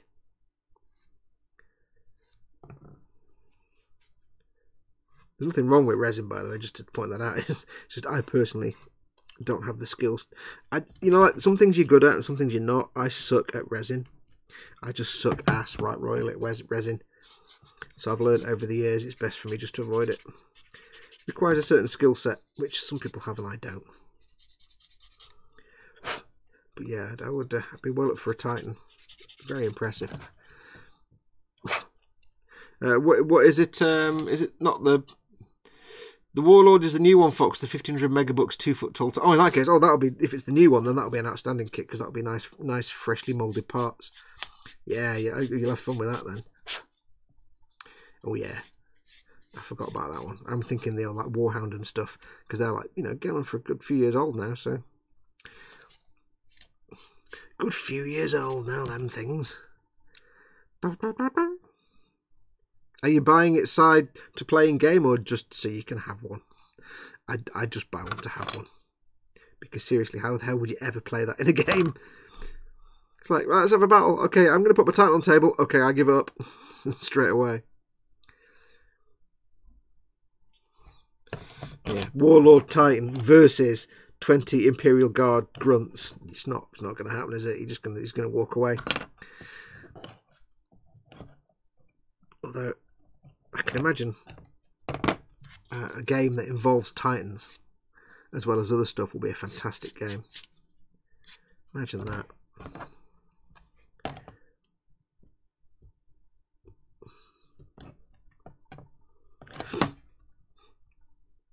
I remember at my local Warhammer store they were telling me once that they had, I can't remember what, it may have been one of the tanks I think, but they had a weapon where one of the vehicles had a weapon that had infinite range. So literally it has infinite range. There's no limit to how far it can fire a shell. So basically what they did was, for a laugh, my local shops in Altrincham, they phoned the local store in Manchester, which is about 10 or 15 miles away. And they said, somebody's firing this weapon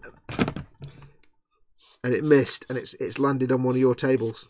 It's missed and it's come towards your shop. So the guys there were good sports. Basically what they did was they allowed this shot from this weapon that missed the target on the game to then appear in the Manchester store and hit one of the tables. So two people having a game on a table, suddenly this shell from a tank from a game 20 miles away just appears and obliterates one of the armies. And apparently it was like, they all just did it. It was a great laugh. They just like, yeah, we'll do that. We'll roll to find out how many people get taken out on this other table that's nothing to do with the battle. I was like, oh, that would have been awesome. He said, yeah, they took it as great sports. They were great. So basically, somebody in Altrincham fired a shot and wiped out half an army of somebody in Manchester purely by accident. Stray round. Kick ass.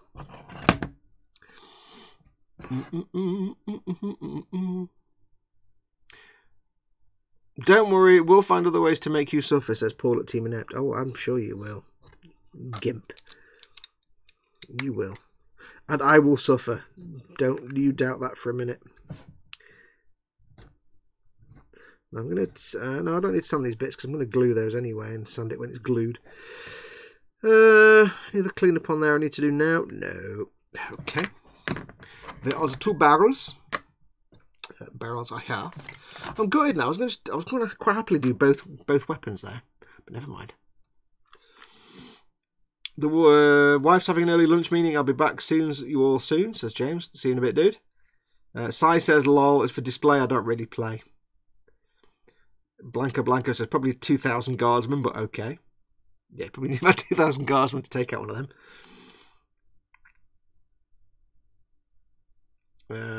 Colin says, hey again, Dad. Dad says, sorry, mate, working on submarine and missing loads. Must pay attention. Fox, check out Winter's SEO on YouTube for games of Warhammer 40k with tags. Yes, I've seen some of their videos. I've watched some of those. It's pretty good stuff. It's pretty good stuff. The thing about me is when I'm doing something new, like when I first started doing Warhammer, when I'm doing something new, I will take time out to just watch as much as I can to get all the background information. So, if there's a good resource YouTube channel, I've probably watched all of their videos.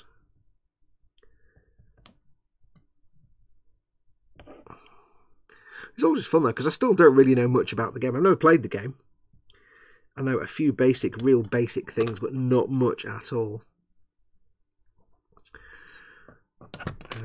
I can build these barrels though. I can build these because I can put the muzzle brake on the end and stuff. Get all these nice and clean and tidy. It's to go there. I'm not going to take that nub off just yet because I'm going to do the same here as I'm going to do with them. I'm going to glue it first and then sand it to get it all uniform. I need to get the seam line gone. Seam line be gone! Also nub right on there when I can't quite get to it, which is really annoying. So there you go, that's seam line removal 101 with the seam line removal tool, or the mould line removal tool. At the end of the day, excuse me, mould lines are it's an inevitable part of moulding. It's an injection moulded kit, no matter who the manufacturer. It's an injection moulded kit. It's two halves of a mould squished together, and you will always get some kind of mould line somewhere. The skill in the model maker and the company that makes it is how well they can hide the mould lines in places that mean it doesn't matter. It's not always possible, but sometimes it is.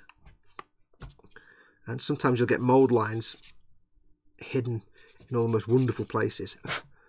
So you've got nothing to clean up. But, you know, to expect a kit with no mould lines, yeah, it's never going to happen. Because it is two moulds squished together. Oops.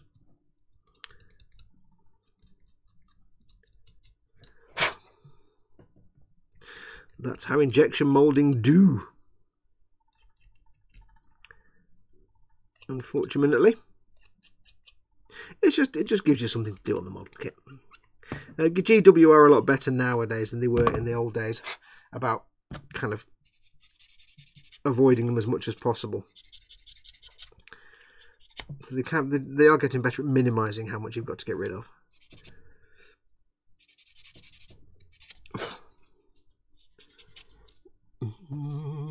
So, Mr. Fox, what Warhammer would you recommend for my first venture into the land of witchcraftery, says Colin at Festa67. Oh, how much do you want to spend? What's your budget, dude?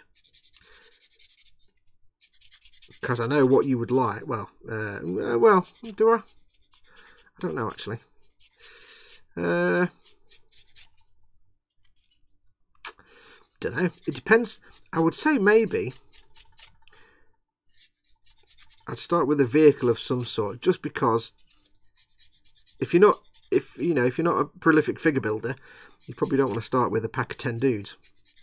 Whereas if you're more familiar with vehicles, you know, an armor and things like that, then something like that.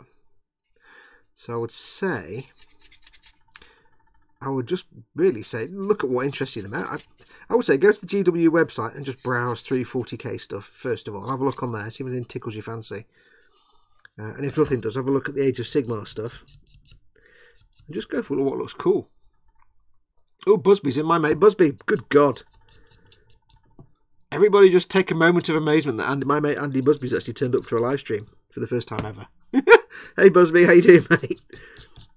Andy Busby is my very good mate, who never seems to get a chance to come on and join any of these things. Busby, are you joining the shot kit group build? And if you are joining in the live streams? There you go, put you on the spot now. Yay, says Busby. Jamie Brown, got to go, hopefully back before the end. Yeah, we'll be here till 6. Up to £100, this will be the bribery build. I would say then, here's a question for you, Colin. Do you like tanks? Would you be up for a tank? Because if your budget's £100, I would say, if you... Okay, here's the thing. Assuming it's 40k, your budget's £100. I would say, vehicle-wise, with that budget, you might like an Imperial Knight, or one of the the big complicated ones, like the if you go for an Imperial Knight, go for the Canis Rex, because it's an Imperial Knight, but it's also got a cockpit and a pilot and a standing, walking along pilot figure. It's the newest one. So I'd say an Imperial Knight, the Canis Rex Imperial Knight, or if you want to go for a tank, just to ease yourself in gently, so you start with something that's kind of familiar, one of the Baneblade variants. There's a few different variants, and I will later on when I finish the stream, if you want me to, I'll send you a link. I'll do a search on GW and send you a link to the Bane. There's like Stormblade and Storm this and Bane that, and there's like, they're all basically the same thing with different cannons, from little short stubby ones to long ones. It's massive. So I'd say either, with that kind of budget, I'd say either an Imperial Knight, knowing what you like, I'd say either an Imperial Knight, the Canis Rex, or one of the Baneblade variant tanks. Or, assuming you want to do, you know, not Forge or resin or anything like that. Or, if you want to get into some of the figurey stuff, then maybe some of the bigger character models, like some of the large, say, demony Primarch things like Mortarion and things like that. They're not that expensive, but they're large size figures, and they're lots of fun to paint. But if you're looking at, I would say just start yourself off in something you're familiar with, just to ease yourself in. So like if you're happy doing vehicles and armor and things like that, which I kind of thought you would have been, because then you can have weathering fun and all that. Yeah, start with something like that, with the Baneblade or an Imperial Knight.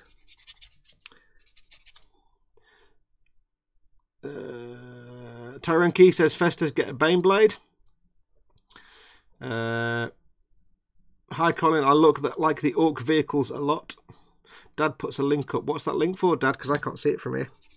But keep in mind, there's the Baneblade, but there's variants of the Baneblade. There's not just one. There's like 6 or 7 different ones. They're all the same thing. They just have different guns on the front. So one might have a little stubby volcano cannon. One might have a big long thing. There are also,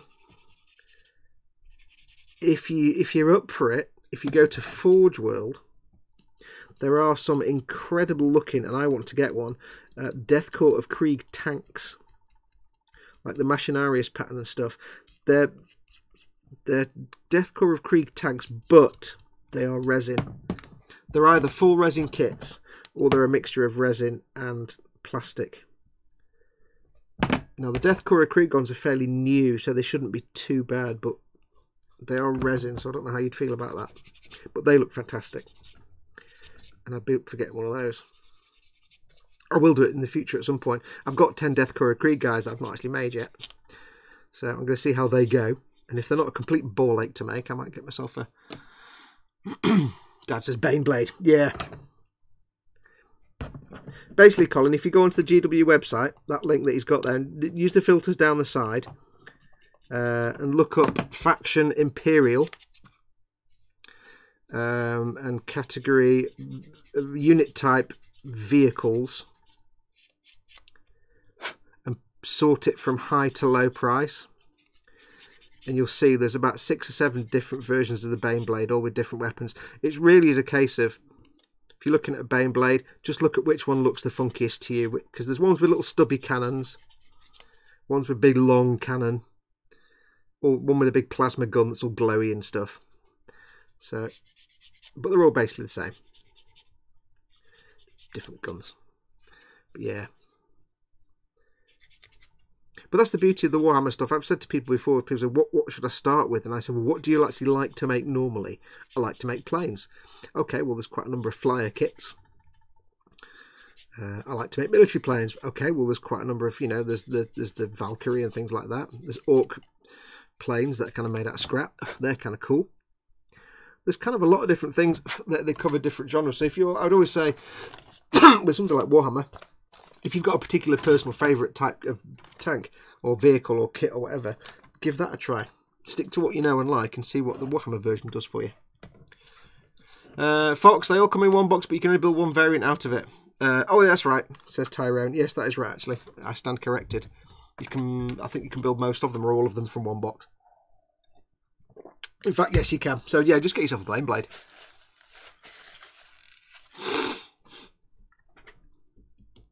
Dad says you pay a fortune for resin at Forge World, says Colin. Says Dad, yes you do. Forge World is super, super expensive. It's not cheap at all. 22.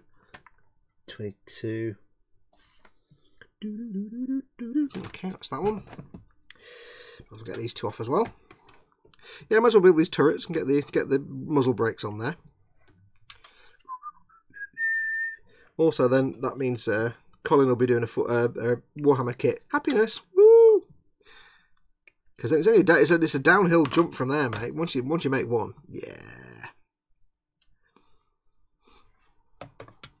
I think with the Bane Blade you get like one dude in the top. So it's a good little practice on doing a Warhammer dude as well.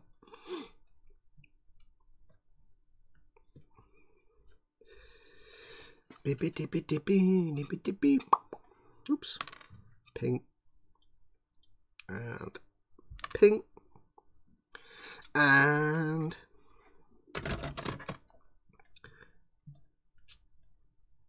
ping. But yeah, but that is the beauty of the Warhammers. Like I say, they've got so many different kinds of genres of things in there. And there's not just, you know, the Imperial, there's all different factions as well, don't forget. So, all different things. Orcs tend to... Ooh, I dropped it then. Orcs tend to make things out of scrap that they find on the battlefield. So, orc vehicles can be great fun because they're just all different scrap pieces of metal and bits everywhere. So they can be quite good fun. Eldar can be quite sort of sleek and stylish. So if you like your pointy jet fighters, that kind of thing. Not my cup of tea, but there you go. Festa says, I promised you I would as I lost the bribe. That's true. I haven't got no memory at all of what the bribe was, but you've admitted it now in public television, so you're kind of knackered. I'd actually forgotten all about it. See, if you kept quiet, you see. Done it now.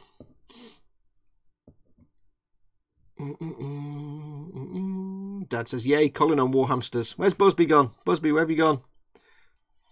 You can't come in and say hello, yay, and then disappear. Where have you gone, Buzz?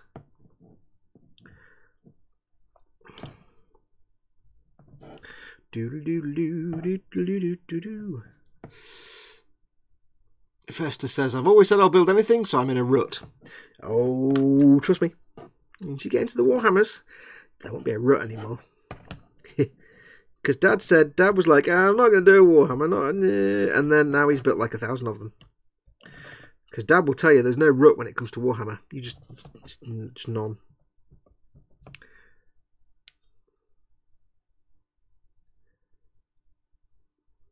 No such thing as a rut. Just getting those little nubs off the end that I hadn't spotted. Jerky Grape says I'd recommend something you like the look of. Yep, that's absolutely right. There's so much available on all the different across all the different factions. It's like I'm saying, whatever your personal preference for genre of models, there's so much available. Vehicles and characters and all kinds of stuff, scenery. There's going to be something that you're familiar with, some genre that you be like, oh, I like doing X. So if I get one of them, that'll be a good way for me to get introduced to it. That's a new one. That is. Have I done that one? I think I've done that one. That one's been done. Doodle doodle doodle doodle doo. I did a wee 40k figure last year. Traitor Basford. Dad says no, no rut. You're right. I gave away my first 2 kits. I didn't fancy them, but hey, what a numpty I was. Yeah, Dad got a couple of Warhammer kits and then gave them away. And now he's like, I shouldn't have given them away. I want to make them now. Yeah.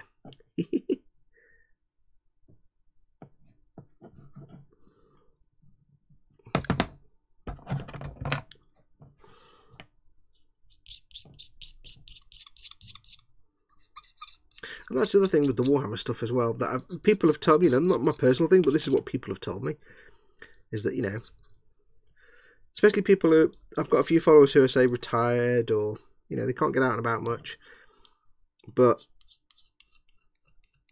they started doing, say, Warhammer, they used to do other things, they started doing some Warhammers, and they like the kits, and they're pretty good. And then they obviously were exposed to the gameplay side of it. And I have had a few people who've said, you know, I started doing Warhammer because I've seen you do it, and I don't get out much, or I'm retired, and yada yada. And I started doing the Warhammer, and I went to my local store, and then some people were playing, and then I started taking interest in the game, and now I actually like to play the game. And I had one person who contacted me and said, you know, they're housebound. Sadly, the person is housebound. But they have, you know, family and people visit and stuff like that. They're not just sitting there on their own all day, but so they can't go anywhere. And they do model making, and they said, but I got the Warhammer, and it's nice, you know, I do my model making, I make the models, they go in the cabinet, and there you go.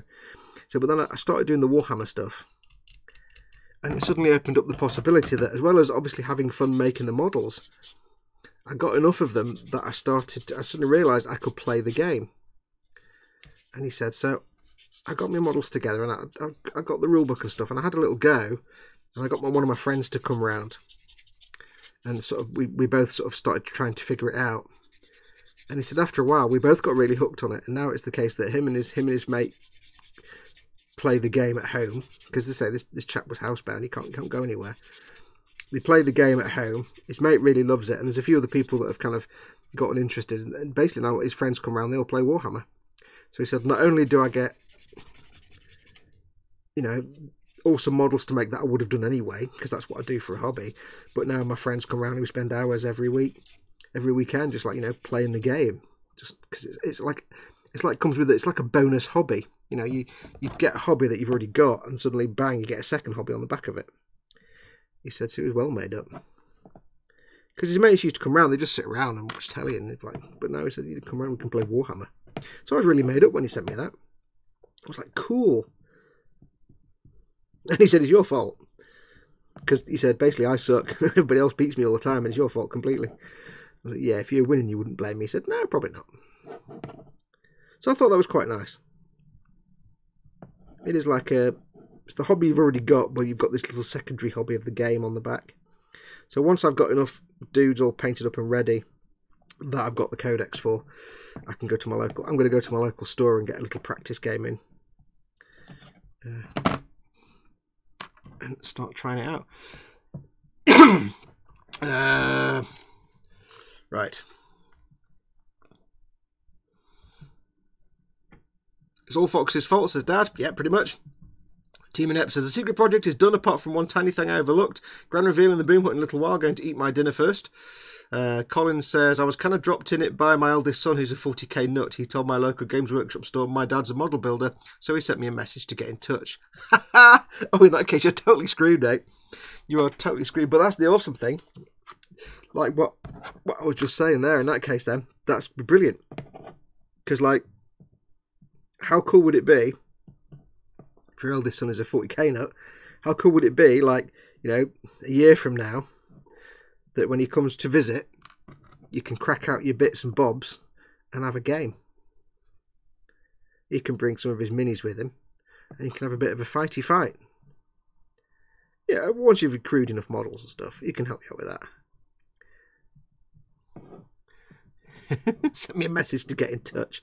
What do you mean the Games Workshop store sent you a message, or your son sent you a message?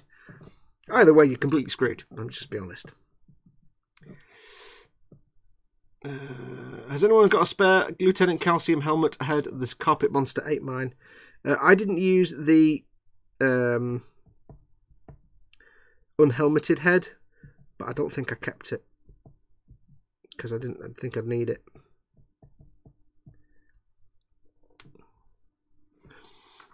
Lieutenant Calcium. But the problem with that, of course, is that it's a Conquest exclusive. You can't buy it in the shop.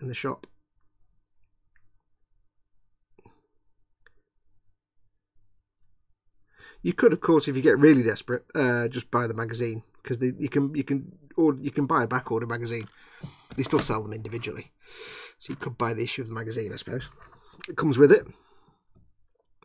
Right, so this goes on here like this, you see?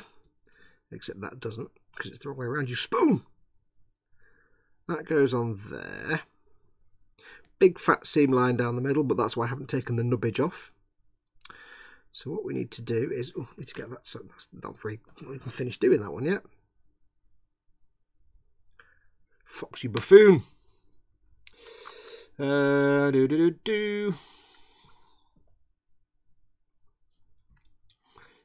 does he look like, Redlen? Redlen says it's the Warhammer Conquest Lieutenant who comes with 2 heads.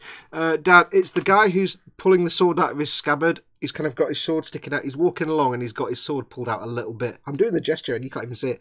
He's kind of walking along and his right hand is on the hilt of his sword and he's pulling the sword out of the scabbard. And it's kind of mostly in the scabbard, but he's pulling it out a little bit. Let's have a look. Festa, you could get Speed Freaks by Games Workshop. You get 2 of the new Orc car things and 6 Orcs bikers, and it's all self-contained game. You can use the normal models in normal game. Yes, Speed Freaks, you get like 2 Orc dragster type cars. You get to build squigs and Orcs and blokes on bikes. I have one from Conquest. It says Spect. Hey Spect. Dad says, what colour sprue was it? Blue. I've got 4 blue sprues here, says Dad. Doodle doo doo doodle doodle. You're both in the boom hut, I think, aren't you? So if you put a picture up in the if you do a Google search for Lieutenant Calcius, Dad, it's actually Calcius. We must stop calling it calcium because everybody's getting confused. Lieutenant Calcius or Lieutenant Calcius. Sorry, I know I'm British, but Lieutenant sounds better. It does. Sorry to all my English brethren. It just does. Doodle doodle doodle doodle. The other option you've got, Colin, by the way, is if you do want to actually play the game or have an interest in that at all, then it might be worth getting yourself one of the start collecting kits. Because the start collecting kits, they're all about 50 quid. I think they've gone up a little bit, like just over 50 quid now, but they're all about 50 quid. And generally, you get like 10 dudes in a vehicle. And it's enough to actually have a decent game with. It's like a little miniature army. You don't get any like dice or anything, I don't think. You just get the models. I've had the Astra Militar and the Imperial Guard start collecting. You get like 10 Imperial Guard soldiers. You get a Commissar and you get a Lehman Russ tank. Or there's the Tempestus Scions start collecting, where you get 10 Tempestus Scions. They're like Spec Ops Imperial Guard. And you get the Taurox Prime, which you've seen us all build.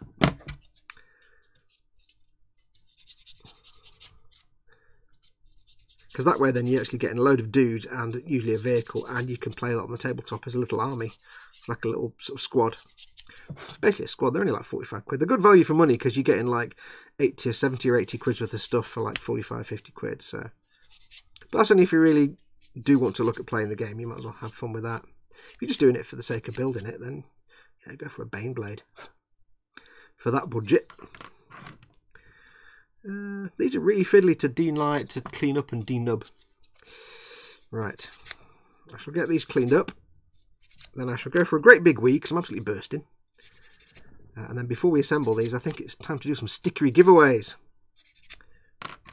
So, because I'm getting carried away, I'm actually not talking to you guys much. I'm just cracking on with these. Cause, right, so I'll have a quick look at chat. Mr. Vincent at Mr. Loth is in. Welcome, Vincent. I'll let you and Dad choose, says Festa67's Workshop. No, you've got to choose, dude. If you're gonna get yourself a Warhammers, you've got to choose because you've got to want to build it.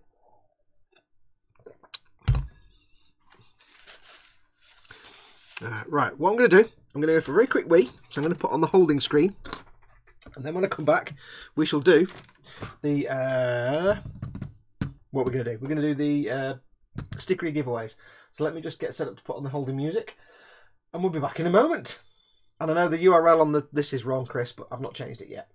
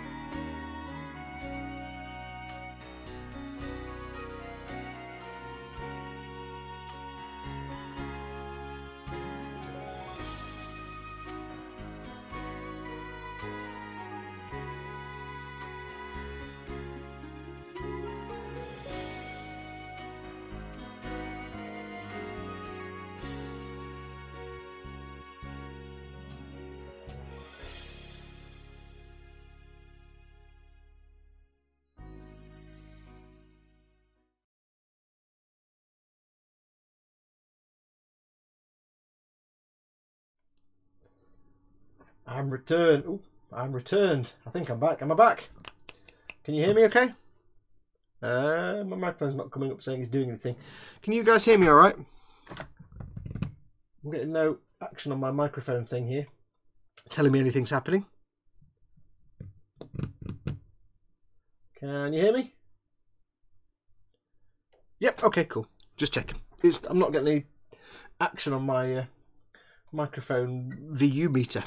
Cool, right, anyway, where were we? Right, so yes, time to do some stickery giveaways before I get them guns built. So, swig of coffee. No.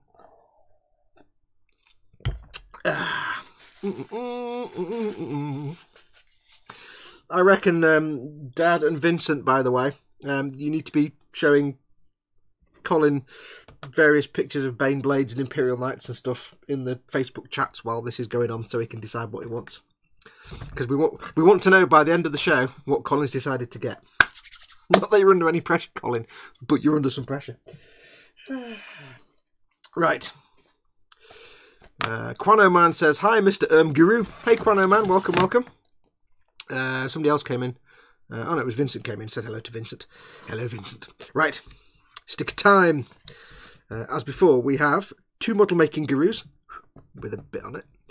And we have a Scaly Models, which is Dad's channel. Make sure to like and subscribe. He doesn't actually have any content on there yet. Dad. All the Warhammers that Dad's building, he's not filmed any of it. It's terrible. John Hollinshead, how's everyone doing this afternoon? Welcome, Josh, even, I do apologise, not John. Josh Hollinshead, how's everyone doing this afternoon? Welcome, Josh, you're just in time for sticker giveaways. Yes. Right. I'm fine, thank you. My build has stopped dead in its tracks because I have no super glue, which is a bit rubbish. Because I need to cobble together some things with super glue. Never mind. Magnets. So we're going to write 3 words on. I shall write magnets on that one. I shall write pebble on that one because it's a nice word. And I shall write just for Paul at Team Inept. I'll write widge on that one. Yeah, bugger, no time to go and get some more. Also, yay, stickies. No, I'll have to get some in. I'll get some proper model making super glue. Super glue. I've got to basically, the thing is, these turrets, that's the mortar turret, or you put these into go anti-aircraft. I thought I could build both. I can't. I can build one or the other, or I can magnetise them so I can plop them in there like that when I need them and take them out when I don't. I've got the magnets. I just haven't got the super glue. Right, so, has Ted completed the subset at Earl D? Not quite. It's almost at the point of painting now. Right, I should go and check the emails. I'll get my keyboard to wake up. Dad says, I can start now the PC is sorted. Cool. Ronnie Partin's in. Welcome, Ronnie. People turn up when stickers are given away. It's amazing, isn't it? Right, let's have a look at the emails. We have a question from Tyrone Key earlier on. Okay. Right. Now, before we do the stickery giveaways, as always, by this point, you'll know by now, if you've not done one of these before, we're going to give some stickers away. I ask you a question. First person to get it right in chat wins the sticker. By this point, there's always a lag between the text or the chat and the video. So what I need you to do before we do anything is refresh your browser and drag the slidey thing across the right hand side. So I'll give you a minute just to, as I always say, refresh and drag. Refresh and drag. If you remember one thing, remember refresh and drag. Stop doing that. Refresh and drag. Think of it like an airline demonstration. Safety exit here, and in the event of a crash, refresh and drag. So, I'll give you a few seconds to get that done. I'll go back to the chat while I was doing that. It's coffee. Oh. While we're waiting, reminder as well, in case anyone missed it earlier on, don't forget, we do have the group build in the Model Makers Boom Hut. If one of the mods could post the Model Makers Boom Hut address for me again, please, in chat. It's a starter kit group build. You get yourself a starter kit. You're limited to whatever paints, brushes and glue comes with the starter kit. You can use one bowl, one mug, infinite water, infinite kitchen roll, a pair of scissors, and 3 household items of your choice. No other model making stuff, just those things, and 3 household items. Go and have a look on the Boom Hut. If you're not already a member, go and join. It's going to be a great fun group build over the next couple of weeks. We're going to have live streams each week where the admin team will work on theirs and we'll let Boom Hut members join in the live stream. So go and check it out. There's a sticky post and the announcements at the top. Yeah, where's Carl? Carl hasn't been in a while. Yeah, stickers. Dude, Carl, where are you? We like to take the mickey out of... I love Carl to bits, but we take the mickey out of him because he always seems to turn up just before we do sticker giveaways. He has this unerring knack of turning up just before we do giveaways and stickers, so we like to sort of rib him a little bit. So Carl, where are you? Thank you for that, Vincent. He's posted the link up for the Model Makers Boom Hut. And if you're not in the Model Makers Boom Hut anyway, regardless of the group build, go and join it. It's great fun. Right, so I'm going to assume you've all refreshed and dragged. Is it only for Airfix starter kits? No, you can. There's Airfix do them, Revell do them, Italeri do them. There's a few different other brands do them. Just keep you can, as long as it comes with some paint, glues, and a brush. That's it, basically. Although in the true spirit of the build, the group build, it's got to be a cheap and crappy one because you get a crappy brush and crappy paints. There are some nice ones out there. There's like a 1/24 Spitfire that's like that big and comes with 30 paints, little tiny pots. Technically it's a starter kit, but it's not really in the spirit of making a model when you're a 7-year-old and you've got one brush and your mum's nail file and that's it. So, but it's not really, it's not a rigid, strict, it's just for fun. But yeah, have a look around. There's like Revell, Italeri are going to be terrible anyway because it's Italeri, and some other ones. There's quite a few around. There's also some strange odd Polish brands that do them, but they seem to be quite nice kits with nice paints, Hataka paints, so that might be, you might be doing a good quality build there. Anyway, right, so we're ready. We have the first question, assuming you've all refreshed and drug. Drug? That's not a real word. Anyway, assuming you've all been done. We have a question from Tyrone. I'm going to have to make up 2 questions today. You do realise that, don't you? First question from Tyrone Key. It's a Warhammer question. First person to answer. Which chapter of Space Marines live on planet Mancora? Go. Which chapter of Space Marines live on the planet Mancora? Go.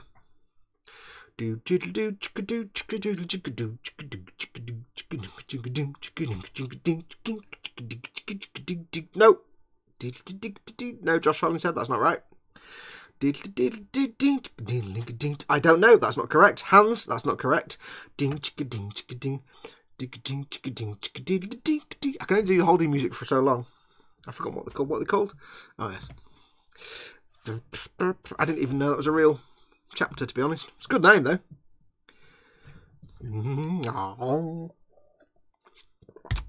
Now remember, I don't check the veracity of the answer. I don't check it's correct. I just assume it's correct. I will give Wayne Haywood the answer, even though he spelt it wrong. Technically, it's not right. But Howling Griffins. Howling Griffins is Mr. and Mrs. Griffin next door when they're having a bit of a rampant evening and they're getting a bit frisky with it, and you maybe just want to turn the TV up to drown the sound out. Whereas Howling Griffons is the animal with the rawr and the scary bird lion thing. But yes, I'll give that to Wayne Haywood. Howling Griffins, spelling notwithstanding. I've now got an image of noisy neighbours doing noisy neighbour sex. Never mind. So Wayne Haywood, before we can go any further, you need to tell me which one you want. Do you want magnets, pebble, or widge? We shall all sit here and look at you until you decide. And I'll go quiet and wait. Magnets, pebble, and widge. So it's basically scaly models or model making guru. Whoops, eager fingers. We're all looking at you. We're all looking at you. Magnets, please. Yes, you've got a scaly model sticker. That's Wayne Haywood. So, Wayne Haywood across the universe. Just written on my... Oh, fudge. Written on my bench. Never mind. There you go. That's yours, Wayne.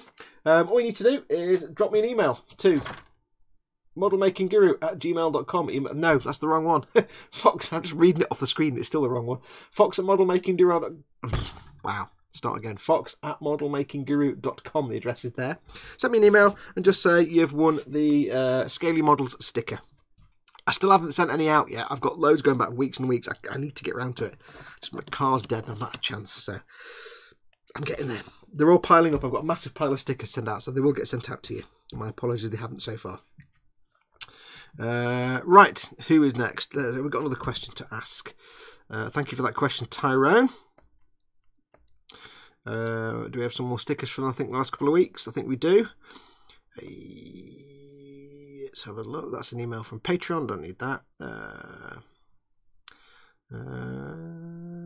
Stream questions. Okay, we have some questions from Jeremy Shrink. I think it was from last week, I think. Yes, it was from last week, so we didn't ask them last time. So, Jeremy, send you a sticker. Let's have a look. We have a Warhammer question and a not Warhammer question, so I'll do one of each. So it's the same sticker each time, so you've got Pebble and Widge are your two choices for the sticker choice. Right, so here we go. First question, we'll do the Warhammer one first. Again, I assume these are correct. Question is, who was the first chapter master of the Black Templars? Go. Who was the first chapter master of the Black Templars? The good thing is, I don't know any of these facts. I'm not that well into the lore, so I have to assume it's correct. I'm asking you to answer all these trivia. I haven't got a clue. I don't know. My mum, says James Hollinshead. Bob. Mancunian, says Spid. General Zod. If it was Mancunians, they would have done it right. Me, says Rinks. Lol, Josh. Basically, Josh's mum was the chapter master. Bruce Dickinson. Oh dear. No clue. Mr. Bean.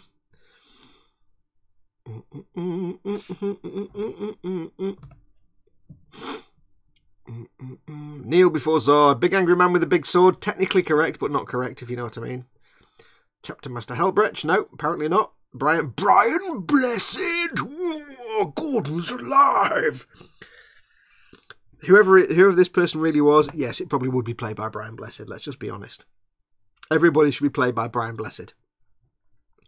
If they don't ever get Brian Blessed to read out audiobooks, I don't know why they don't. Imagine Brian Blessed reading a Warhammer audiobook. It'd be just the best thing ever. Oh, nobody's got it yet. I'm looking for the exact name that I've been given here. Is it Corvus? Nope, not Corvus. I'm just going to do a quick check of something.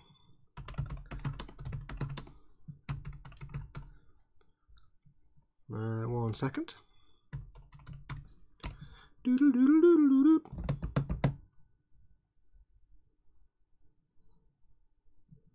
I'm just quickly checking something.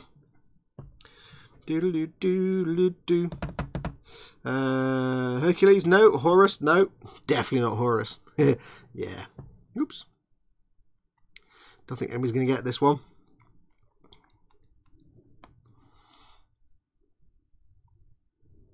Don't think anyone's going to get it. I shall do a little countdown.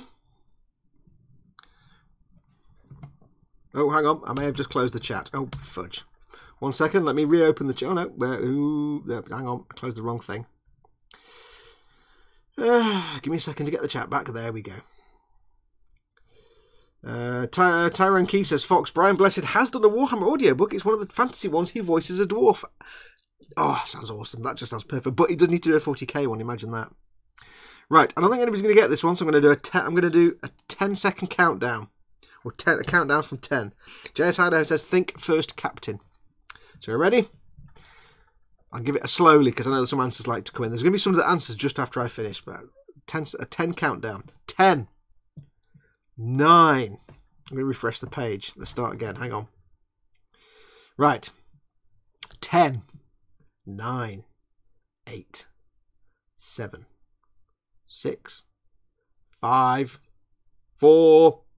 3, 2, 1. Thunderbird? No, never mind. Okay, right. So the answer was Sigismund was the first chapter master of the Black Templar. So nobody got that one. So never mind. We'll move on to the next one. So well done, everybody who tried. I'm waiting for somebody to say Sigismund. Right. So anyway, yes. So that one was a bit of a fail, but never mind. Right. So we'll do another one. Everybody ready for this? Is a World War II question. So we're all ready. Right, this is for Pebble and Widge. Sounds like a 70s cop show, Pebble and Widge. Right, what is the nickname of the M4A3E2 Sherman? Go. The nickname of the M4A3E2 Sherman tank. I do doodle doodle doodle doodle. Butcher that model. Dave's in. Hey, Dave. JS Idaho. You can't answer your own question, and it's not Dave. Firefly. Nope. Firefly, or the one that Chris made, the Git. Ronson. No, but I get the joke, says Nim. I mean, I get the joke, and Nim says Ronson. The M4A3E2 Sherman. Dave at Butcher That Model, who's been here for mere seconds, says the right answer with Jumbo. Well done, Dave. You've been here for 3 seconds. You've won yourself a sticker. Pip's going to kill you. So, would you like Pebble or would you like Widge? All the jokes, please. Dave, do you like Pebble or Widge? We're going to sit and look at you till you tell us, and we're not going to say nothing. Everybody look at Dave now, please. It's his fault. Oh, he says Widge. Dave would like some Widge. Everybody jump on that, please, and just yeah. There you go. So you know the rule. You know the thing, Dave. Drop me an email. Foxx@modelmakingguru.com. The address is here. Just say you've won another Model Making Guru sticker. Again, if you've already sent me an email in the past because you owed a sticker that I haven't sent you yet, send me another email anyway. If I've got 5 emails from you saying you need a sticker, I know to send you 5 stickers. If I've got 1 from you, I know to send you 1. I use my inbox as the to-do list. As I say, I've got a load of these I've not sent out yet. I do apologise, I've just not got round to sending them out. There's tons of them. Right, so yep, Dave wanted some good Widge. So, Dave, you've got some Widge on the way. Widge on the way. So left it's Pebble. We've got some Pebble left now. So let's have a look. Widgicus Maximus, says JS Idaho. Sorry, Pip. Yes. We'll do one more then. And it's another question. It's another World War II jobby. I assume it's World War II. It's another tank-related question from Jeremy. So are we ready? Ready. The letters of the British tank, the TOG, stood for what? Go. What did the British tank TOG, what did TOG stand for? Dave's always like, don't send me more stickers. And then when we do a sticker question, he answers it because he's a spoon. I don't know. You can't help yourself, can you, Dave? TOG, the British tank, what did TOG stand for? Chat waits as everybody Googles it. They're all Googling the crap. Dave at Butcher That Model, again, who doesn't ever want any stickers, says the old gang. Well done, Dave. You've won yourself a Pebble sticker. Dave. Again. And a smiley. So what you need to do now, Dave, I've just had your email. You need to send me another email. Because you've won 2 now. Why didn't you wait till you've done the... If you hold off till you've done all the questions, then you might know if you've got more than one. You've got to send me another email now. So you don't think these things through, do you? That's Pip going to tell you off twice as well. Dad says, stop it, Dave. I don't know. He's just dead keen on, he like sends the email off, I can have a sticker now. And then he wins another one. I don't know. Well done, both of you. Dave and everybody else. Dave and Wayne. Well done, well done. I think, do you know what I'm going to do? You know what I'm going to do? You know what I'm going to do? I'm going to do what I'm going to do. I'm going to finish that sentence for a start. I'm going to do something. I'm going to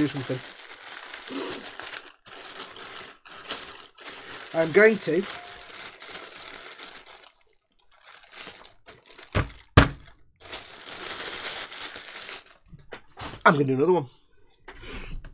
Dave's got 2, which is cool. It's absolutely fine. But I think we should do one more. Somebody else can have a chance. Somebody else can have a chance. Dave. You're more than welcome to give it a go. So I'll just write Dave on the back of this one. That'll be the... And if it isn't Dave that wins it, then if it is, I don't have to write the name again. So I'll get that ready. So we'll do one more. I'm sitting on my hands, he says. Dave is banned from answering, says Dad. No, you're allowed. Dave's allowed. Well done to Dave. Dave and not Dave, says Josh Hollins said. I returned from the omelette mission, says Earl D. Excellent. Is it CQC compatible? Otacon, I'm back from the omelette mission. Sonny's making eggs again. I may have to be sick. Right, let's do one more question. I've got to find another question now. Here we go. And it just happens to be, so Dave can't answer this anyway. How's this for cornering you, Dave? Dave can't answer this because it's a question from Dave. And you know what? You know the funny thing about this is, he says, nice easy one for them, and please don't send the sticker. He just wanted to. I don't know. He can't stop himself. He can't stop himself.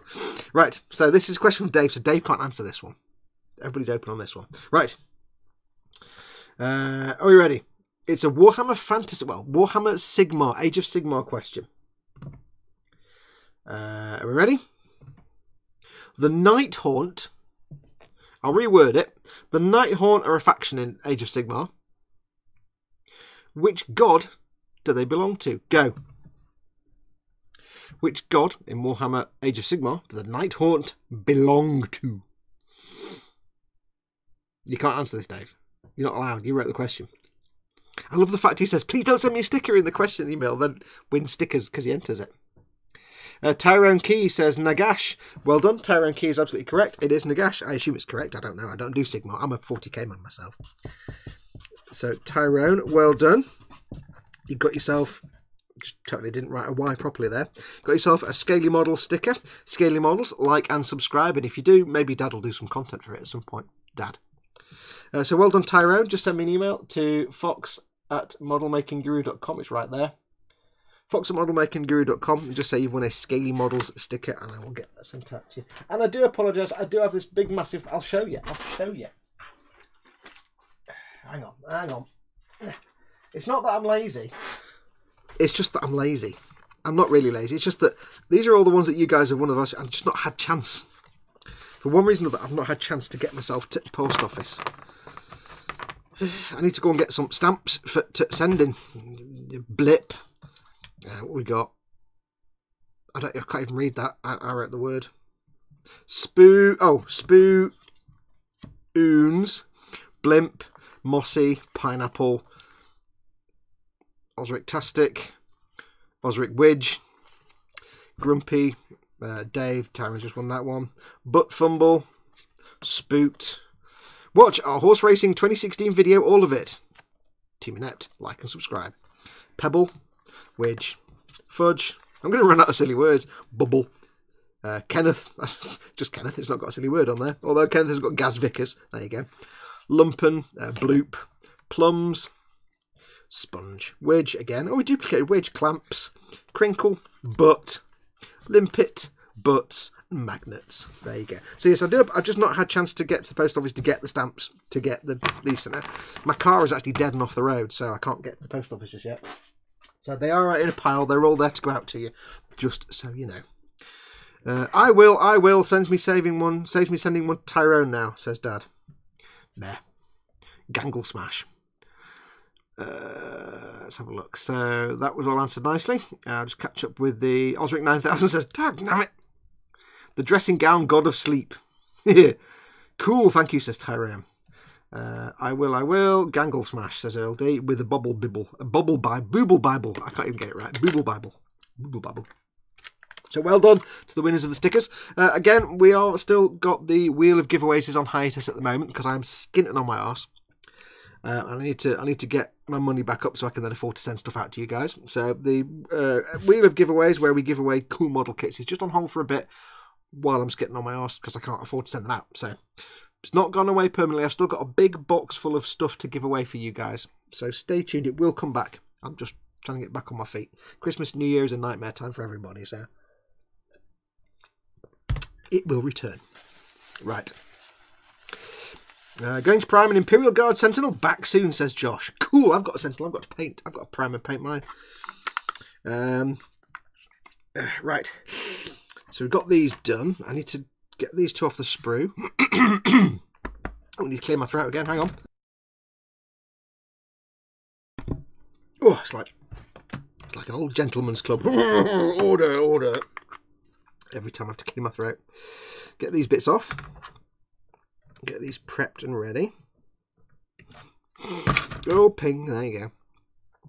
Now, what I'll probably do is I won't do the magnety bits on the next live stream because I'll just need to get that done off camera because it's something I need to pay attention to while I'm trimming bits of plastic card and stuff. So I'll just do that off camera. And then once that's done, this puppy will kind of be done. So next week's show, I'm not sure what we'll be doing. If I can get my finger out and make a decision as to what colour scheme my Imperial stuff is going to be, I could potentially start painting this, because I've got this, a Lehman Russ, and a Chimera, and a Sentinel that are all ready for paint now. I just haven't yet decided exactly what colour scheme. Earl D says, Games Workshop need to do Christmas crackers next year. Oh yeah.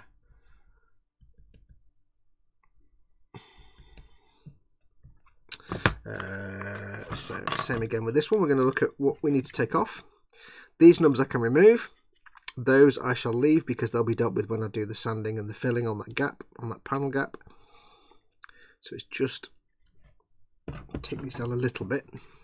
I can reduce them. I'm not going to get rid of them completely, like I said before. I'll just get them down so they're not a massive sticking out nub, and then we'll deal with them properly when we have to sand this bit anyway. But it's not going to come off very easily.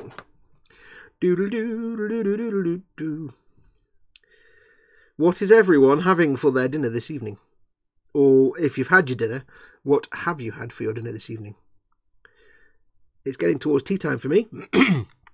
In about 45 minutes. Finish the stream, go and make something for me dinner.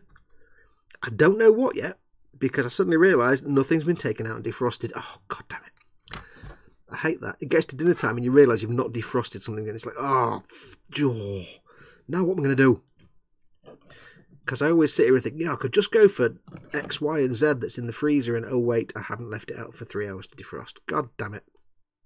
I've got some very nice sausages in the freezer. I've got some, what have we got? We've got pork and apple cider. Pork and apple and cider sausages.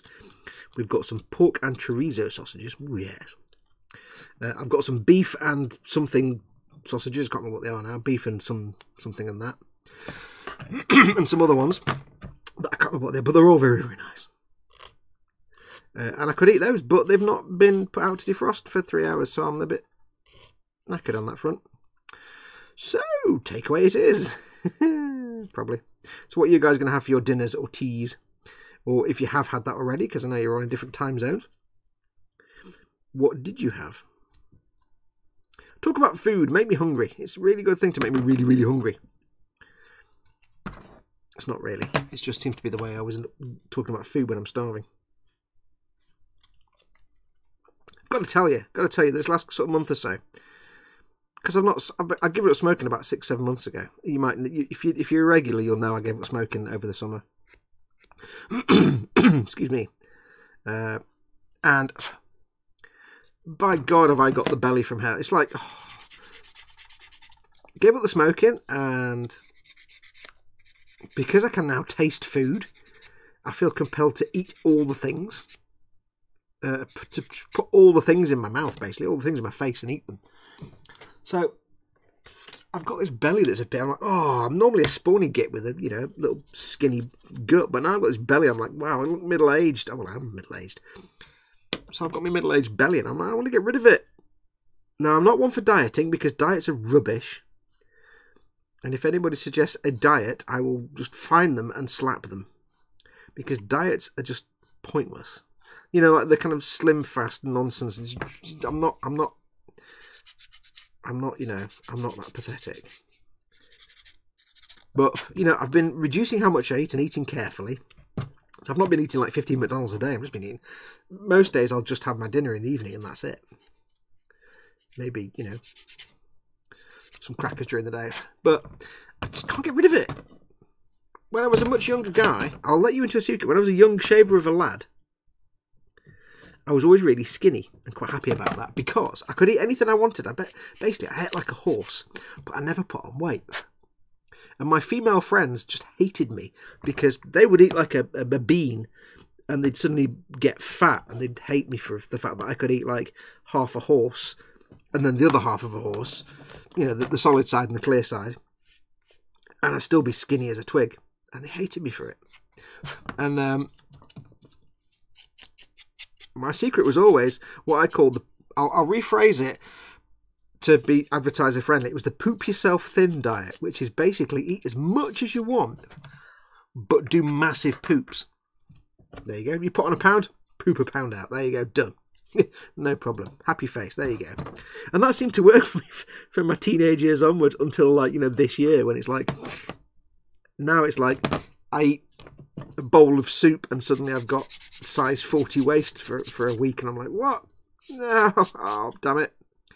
So I'm not being all kind of la-di-da, slim, fast, slimming world nonsense. None of that nonsense. I just want to not have a belly, because all my t-shirts used to fit, and now they're all a bit stretchy, and I'm like, no.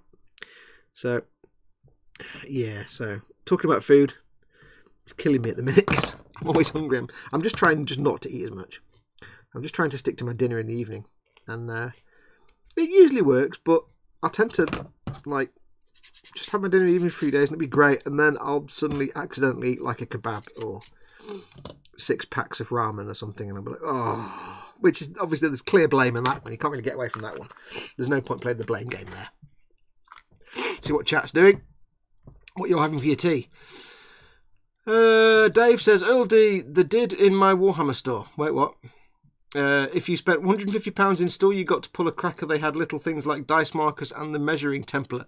150 quid for that? How clamp-handy stiff is that? Bloody Riley. To pull a cracker and get a bit of tat for 150 quid. I want more than a cracker. Wow. Microwave cheese toasty, says Beyond Hope. Tyrone Key is having... a big plate of food, yum yum. Oh, yeah, that's non-specific but equally appetising. Chili con carne, says Osric. Oh, yes. I'm going to have some xiao pao and meat bun, says Rinks near. Xiao pao, meat bun. I had the other day. I had to send him an email. What's that email? Oh, thank you, Tyrone. I had the other day. We had a Chinese, had a takeaway. And instead of my usual stuff, I decided to vary it a bit. And what I had was, for my starter, I normally have like wonton soup and some siu-mai, because I love siu-mai. Oh. But this time I had it differently. They weren't hakao, but they were little pork buns, like this big. They're like, it's almost like a cloud with pork in it. And it's kind of, you can pick it up and eat it. And it was like, my God, they were so nice. I'd never had pork buns before. And I'm like, oh my God. But they're super expensive. I only got like two pork buns for like £4.50, and a portion of 4 siu-mai. So my starter was 4 siu-mai and 2 pork buns. But my God, pork buns! Oh, it was like eating a fluffy cloud full of delicious, delicious meat. It was the best thing ever. Now I really want pork buns. Big plate of food, yum yum, says Tyrone. Chili con carne, we've done that one. Just had pizza, says Borry Models. Toppings, please. You can't just say, you've got to tell us what. You can't just say, I'm having pizza. You say, what's on it? Apart from, obviously, don't say cheese and tomato, because we all know cheese and tomato. We need to know what delicious meats you had on top. There are right things, there are wrong things to say on a pizza, by the way. Just so you know. I consider pineapple the right thing. Everybody else in chat will hate you, but say pineapple anyway if you did have pineapple. Something soft, as I've got an abscess on a tooth. Oh, says the Red Len. Oh, dude. Oh, that's terrible. I hope it sorts itself out soon. I'm lucky in that I've never had any major teeth problems. Doesn't mean I'm never going to have major teeth problems.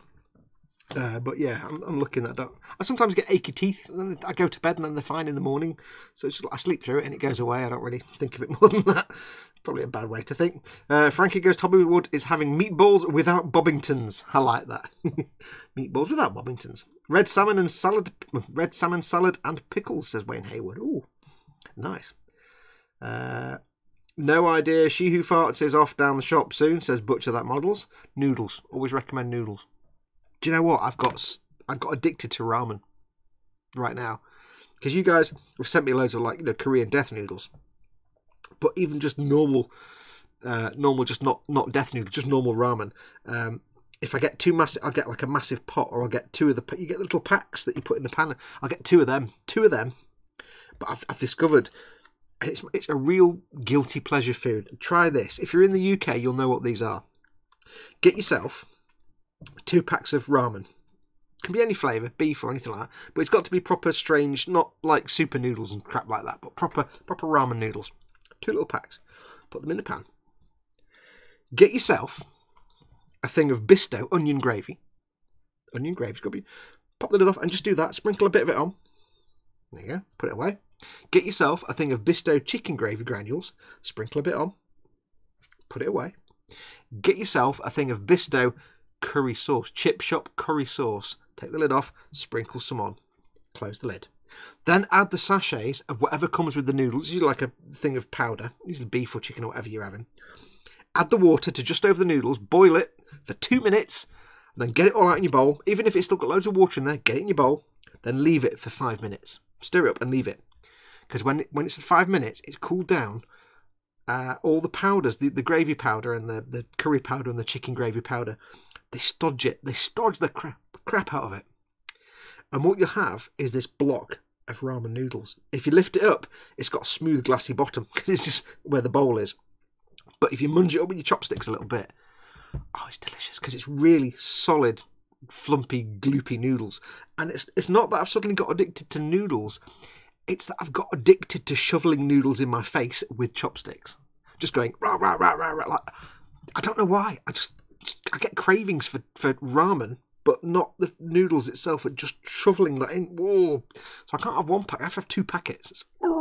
I've explained why that's why my belly won't go away, really. But yeah, so onion gravy. You can't change the ingredients. Onion gravy, not a lot, just a bit of a sprinkle. Onion gravy, chicken gravy, and chip shop curry powder gravy. All from Bisto. Goodly portion of each. Not so thick that you make an actual gravy. It's more like you're just adding alternate. Like you get the powder, flavour powder with the noodles. It's just you're doing the same thing, but you're adding chicken, onion, and the chip shop curry sauce. Oh, trust me, you'll like it. Let's have a look. Hello, Andrew. Everybody's saying where's Andrew? I've not seen him come in. Hello, Andrew. I can't see where he came in, but hello. Hi, Colin. Says Dave. How are you feeling? Wait, hang on.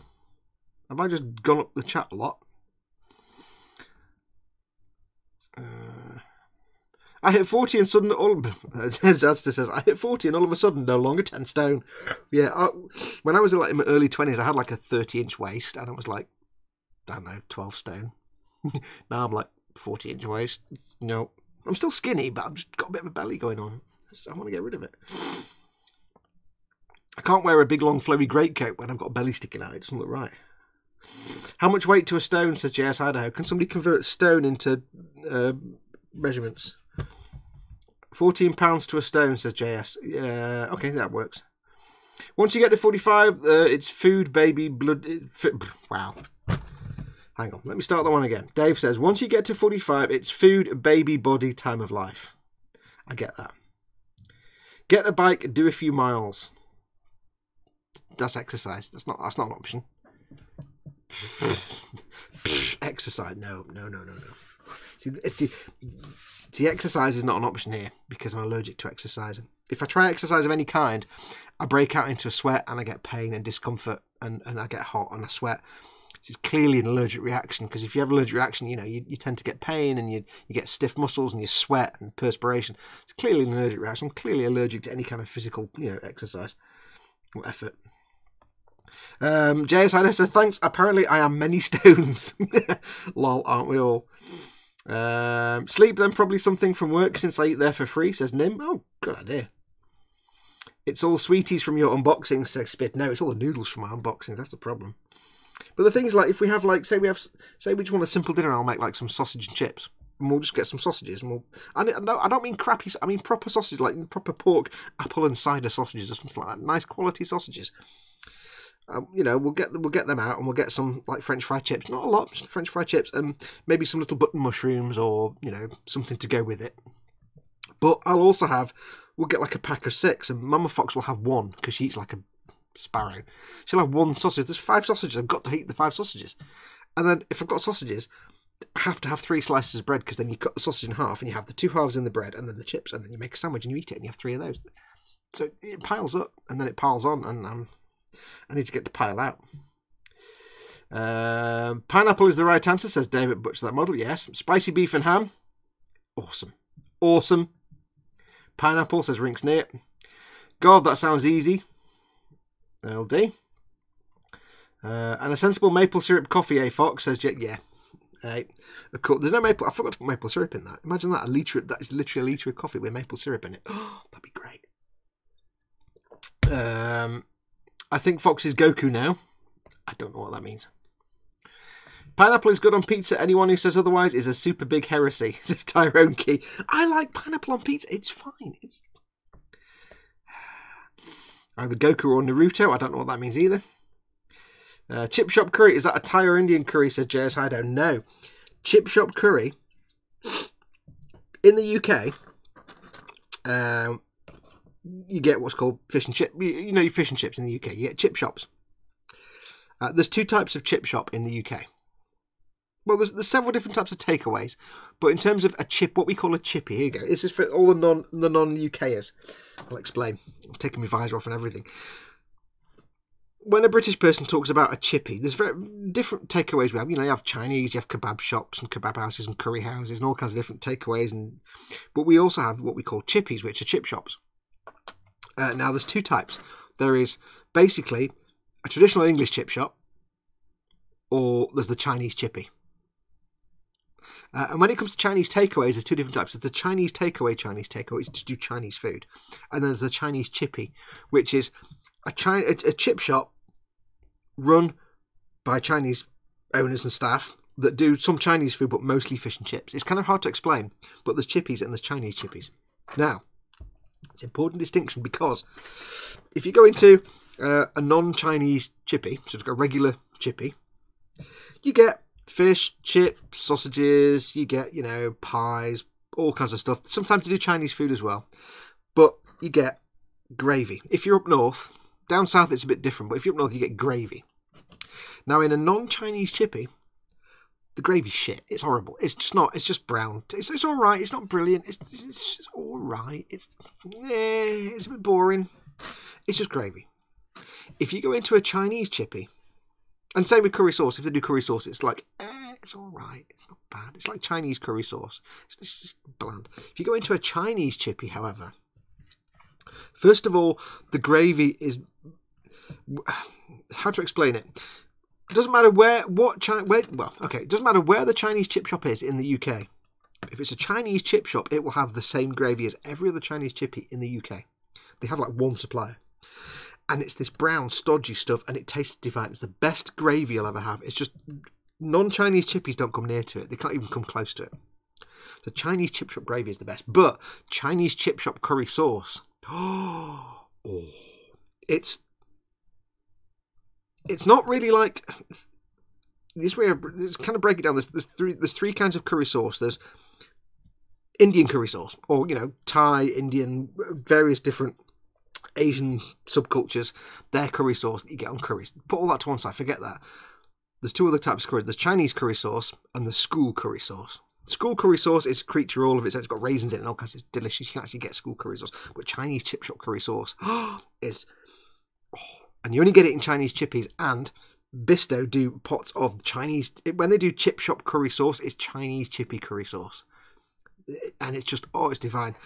It's pretty close. It's not exactly close, but it's close. Because there's nothing nicer than going into a Chinese chippy and asking for curry rice and chips, which is basically a tray with half rice, half chips, curry sauce. It's just, you can't beat it. Curry rice and chips, just divine. If you're outside the UK, you'll have never had a curry sauce like it before. It's not particularly hot and spicy, although it can be. It's more just the flavour. It's like chip shop gravy. It's not particularly meaty, and it's just the flavour is unique. So yeah, Chinese chippy gravy. And the Bisto stuff is kind of close to it, as close as you're going to get without going to a Chinese chippy, basically. So yeah, the best chippies are Chinese chippies. They're just, they have the best chips, they have the best gravy, the best curry sauce. Yeah. Now I really want chippy for my tea tonight now. Yeah, and school curry, by the way, is got raisins and stuff in it. If you're 1970s and 1980s school kid, you'll know what a school curry tastes like. Let's have a look what chat is doing. We've just gone off into food talk now, haven't we? Never mind. Chip shop curry, we've done that with Thai Indian. Vaguely Indian, says Zadster. No. Chinese chip shop curry. Who makes it available in stores? I don't know if anybody else does it, but I say it's Bisto. Bisto chip shop curry. You can actually buy school. There's in Tesco's once actually saw a thing of school curry. It said school curry sauce. There's school curry on it. That's brilliant. Does anybody else? Is that what we call a Durban curry in South Africa? I don't know. I think it's a particularly British thing. Does anyone else use sprue glue? So start again. Osric says, does anyone else use sprue glue to stick photo etch to plastic? No, because it wouldn't stick. I can't imagine. Because sprue glue works by... the polystyrene fills the gap with polystyrene, but the glue in the sprue glue welds the plastic together. So it'd be a bit like trying to stick photo etch to plastic with normal Tamiya extra thin. It wouldn't do anything. The polystyrene wouldn't glue it, and the Tamiya extra thin wouldn't glue it.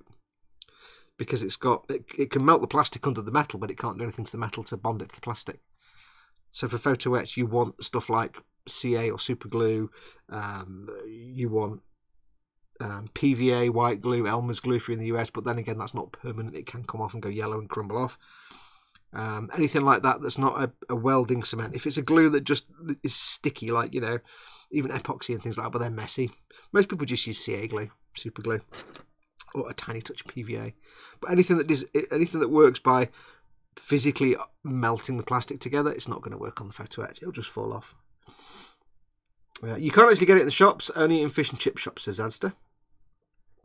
Chinese takeaway chippies are amazing. They are, says Josh, they are. Pip got a bottle of gingerbread syrup from Costa. It even smells like. How can people spoil good coffee like that? Gingerbread syrup? What's gingerbread syrup? I never heard of that. Get some maple syrup in there. Gingerbread. Ugh. Pineapple, bacon, and some hot sauce makes a great pizza, says JS Idaho. Oh, yeah. Also explain that chips are fries, not crisps. Oh, yeah, to the Americans, when we say chips, we're talking about fries. Because what you call chips, we call crisps, and what we call chips, you call fries. But when we go to a Chinese chip shop, we're not talking French fries, we're talking big, fat chips. Big, fat. Fat with a PH, not an F. These chip shops and chippies sound awesome, says Jez. Oh, they are. Because the thing about a chippy is, it's crap food done crap.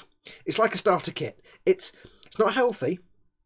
You can find ones that do really bad food and ones that do, even ones that do really nice chippy food. It's just like they've got a big thing full of fat that they put the chips in, and they've got like steak pies and jumbo sausages and things like that. It's just good fun. It's just filthy fun food.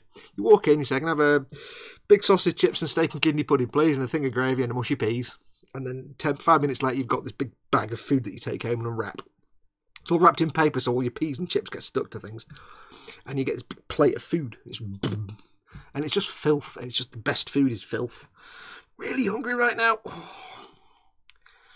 It's like, it's moved. Zadster says it's like all sorts of mixed spices in the Chinese gravy. Yeah, it's got like little spices and things in there. And the other thing about chippies is they're dirt cheap. I can go into a chip shop and I can get jumbo sausage that big, steak and kidney pudding, massive portion of chips, big thing of gravy, cup that big of gravy, mushy peas, and it might cost me £3, £3.50, something like that. They're dirt cheap. They really are cheap. Cheap as chips. There you go. They really are cheap. And often if you get fish and chips, fish is often cod, or usually a big chunk of cod that big. You can get a big piece of cod like that and chips and gravy and stuff for a few quid. They're dirt cheap. It's the cheapest takeaway food you're going to find. And you basically walk home and you get it on your plate and you eat it in your face, and I'm really hungry. Oh. Tyrone says one of his local chippy does great big slices of battered black pudding. It's super. Oh, I wish mine did that. Oh, big fat battered black pudding. Wouldn't it melt around the edges of the photo etch to hold it in place, says Team Inept. No, because talking about putting photo etch on plastic and then melting the plastic around it, you'd have to put because what you'd want to do is you have to put so much photo etch on, so much plastic welding cement on the plastic that you're then pushing it in and it's going to go around the edge. You've just got to made a mess of the plastic around it. It'd be like pushing a coin into a pile of marshmallow. It's going to go bleh. If I were to stick some photo etch there and I put so much glue on it that I could push the photo etch into the plastic, that whole panel would be a complete mess. No, you can't. It wouldn't work. The only way to do it is to just use something that doesn't use welding effect on plastic. Anything where you've got to stick one material to another and they're completely incompatible, you want something that's not you want an adhesive glue, not a chemical bonding glue. Our chippy has special bread. Oh, it's moved again. Our chippy has moved. Special bread cakes / tea cakes / balms that are double sized, so you can put a fish straight in with chips. Oh my god! A balm cake is that big, so if it's that big, put a fish in it. I need to. Zadstein, to get some, put it in a cooler box that keeps it warm and send it to me. Wood glue or Gorilla Glue, says Josh. Yeah, you could use those for photo etch, but with photo etch, if it's really small, it really is a case of you've got to be delicate with it. So use a pin or something, or if you can get the very, very thin CA glue, a lot of people will put the piece on and then just like they usually have a very fine applicator tube. You can just touch it to, and it'll be a bit like capillary action. It'll run under the metal piece and attach it, but it will just do it without making a mess, basically. Also in the north, our chips are cooked in beef fat, not oil, says Sadster. Yes. Lynn Dipples in. Heidi Lynn. Just found Bisto curry mix on Amazon. Thanks, guys. Wait, you've got to get it right. It's got to be Chip Shop Curry. I think it's Chip Shop Curry. It's a yellow tub. It's got to be Chip Shop Curry, not... I don't know if curry mix is the right one. It's got to be, say, Chippy Curry or Chip Shop Curry or something like that.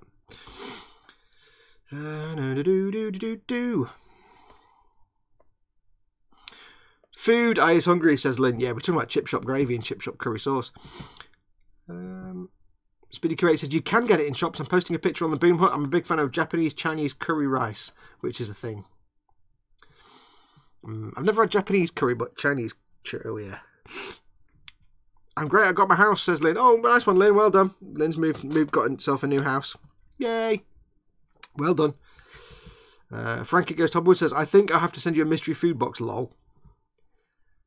Team Inept says, Dad, try pushing photo etch into melted styrene on the sub. Dad says, woohoo. Festa says, Lynn Dupple, oh goody. Everybody's saying congratulations to Lynn because she's got her house sorted out. Colin says, Colin's doing okay to Lynn. He's just doing as he's told. He's recovering as usual. I'm trying to glue as I've run out of super glue, says Osric 9000. Oh, right, yeah, I've kind of, that's why I've not done these, because I need some super glue.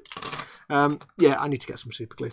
Yeah, sprue glue, it's not, you can use it to adhere stuff, but because it's extra thin with polystyrene, you just need to use it on polystyrene. It's the only thing, the only thing this will work on is polystyrene. It's not going to even work on ABS. So, I mean, the other thing you might be able to get, I don't know if it would work, no, it wouldn't work actually. Yeah, you really are looking at you're looking for an adhesive glue. If it's a big flat piece, you could, I'd say, if you're desperate, you can use PVA. A lot of people use PVA glue, but it's not, it can be removed then, so. You want, I mean, CA glue's got a lot of problems, but CA glue's probably your best bet. Right, let's get this damn things glued together so we can start dealing with the seam lines. So we need to spread these muzzle brakes on the end. I've not taken all the nubs off because I want to get rid of the nubs when I get rid of the seam and the mould line. Remember, if it's a bifurcated part, I like that word, then it makes sense to get rid of the nubs when you're getting rid of the seam, so you don't end up having flat spots where you sanded one side more than the other side when they were separate. So we'll just get that in there. A little bit of glue.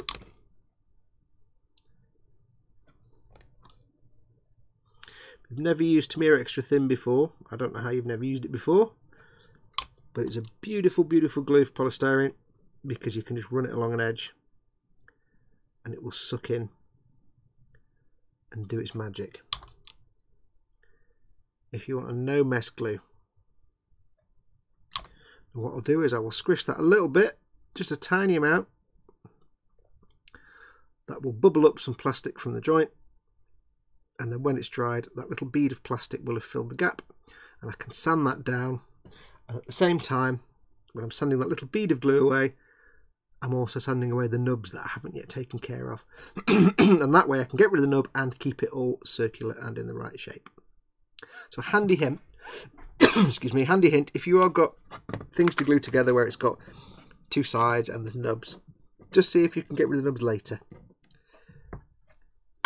Whenever you've got two halves, nub, No thing on that. Whenever you have two halves of something, it's often worth doing that bit later. Let's get this down here, it's not in the way. Bits everywhere. In my left hand, it's not a good idea because I'm right-handed. That's a really bad idea. Let's put the glue over there. In the wrong place now again. Let's try it this way instead. Make it a bit faster.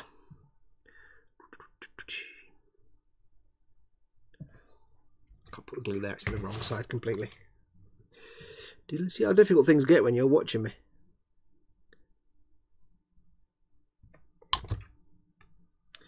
I'm really hungry now. I'm really hungry for both noodles, Chinese chip shop, curry rice and chips, and everything else I can get from a chip shop. Let's just be honest. That's a nice muzzle break. I like that.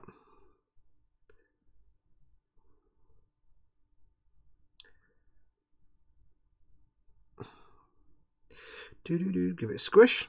Now it's had a few seconds. Give it a squish to get the glue to ooze out. For those of you who don't know, what I'm doing here is the Tamiya extra thin cement melts the plastic together. It welds it together by melting the plastic.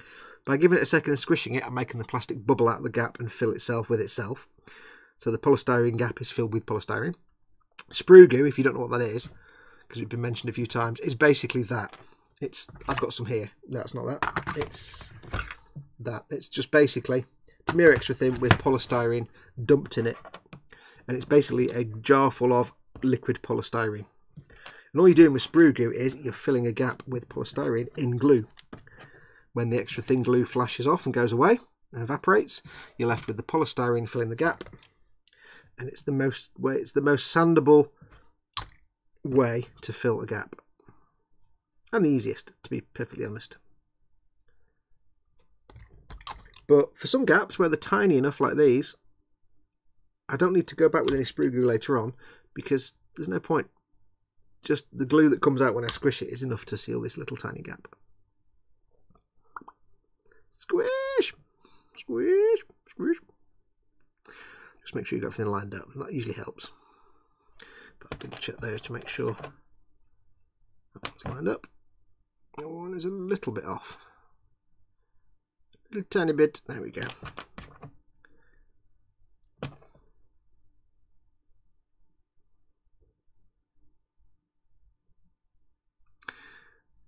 There we go.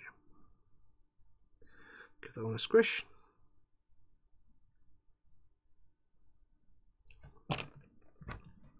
And the Games Workshop plastic is actually really nice for doing that, for filling gaps, because it's a kind of reasonably soft kind of polystyrene that it's quite conducive to bubbling up and out when you squish it together.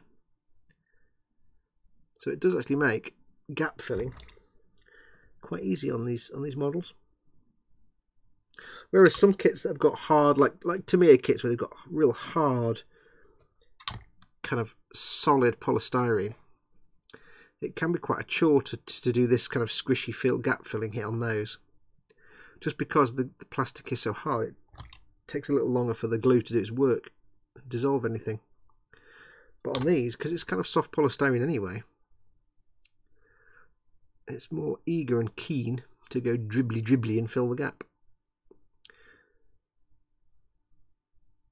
So I've never had a bad experience gap filling on these. It's an absolute delight. That's those done. That is as far as I can go with those. JS Hyler says the Tamiya glue is also nice because it's not too hot and won't craze the plastic badly. Yeah, it won't, and it also won't. A lot of very, very, very hot solvent glues, when they get the plastic, they'll leave a dimple where they've dissolved it a bit and it's gone bleh. Tamiya glue isn't that hot. Let's have a look. Japanese Chinese curry is the same thing, Fox. Chinese chippies actually serve a variety of Chinese, Japanese, Thai style food. They do, but I've never had Japanese curry. But if it's the same as Chinese curry, then happy days. Chinese chippies around here don't do anything other than a little tiny bit of. They basically do either Chinese chippies around here, where I'm in the northwest, do either just fish and chips type food, so non-Chinese food, But most of them tend to do fish and chip type stuff and a small selection of the basic Chinese things. You know, a little bit here and there. That's about it. They won't do anything like Thai or Japanese. Because if you go to a Chinese chip shop and it's like a massive menu of Chinese food, and then you can also get other stuff like chips and things, then it's just Chinese takeaway. If you go to a Chinese chippy, it's primarily a chippy with some Chinese bits added on. But if it's got a massive selection of Chinese food, it's just a Chinese takeaway. And they're not the same because their chips are never as nice and their sauces and gravies aren't as nice. So Chinese takeaways are one thing, but Chinese chippy is a whole different thing here.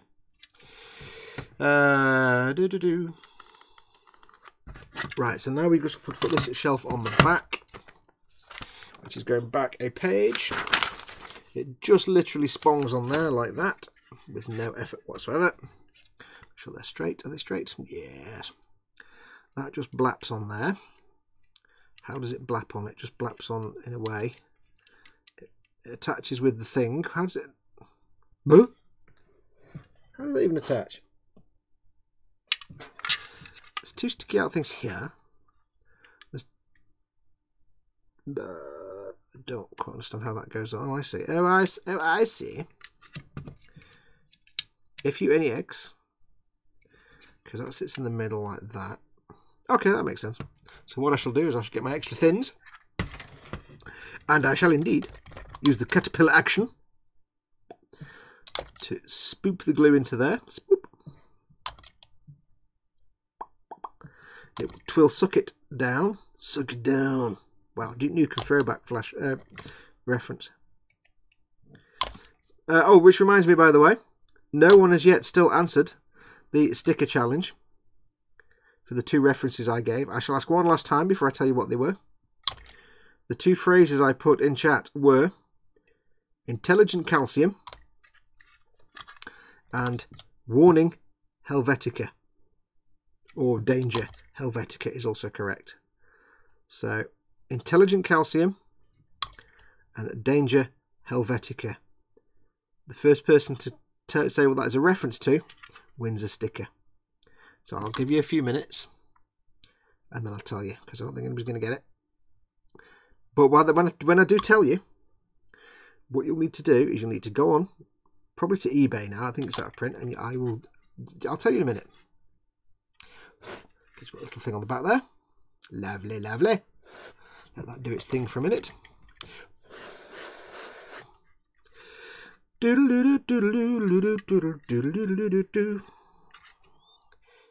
Here's a question for you Warhammer builders. Is it me, or is painting the Aquila just the most satisfying part of any Warhammer build? I personally think painting the gold trim and bling on things, especially the Aquila, or the skull Aquila, the flying skull, is just the best bit of any Warhammer paint job. It really is just the best bit. Put that there. Right, what's chat doing? Oh, I'm knocking the lamp, that's what I'm doing. Okay, who gave Fox 2 thumbs down, says Lynn Dipple. Me, he's got a silly voice, says Paul. I don't actually care, because you know what those thumbs up and down mean? Not a lot. They don't really make any difference to anything. I just ignore them, they're no relevance to me. I like it when people like things, because it means at least, people say I like this, but most people I know don't bother doing the thumbs up and thumbs down anyway.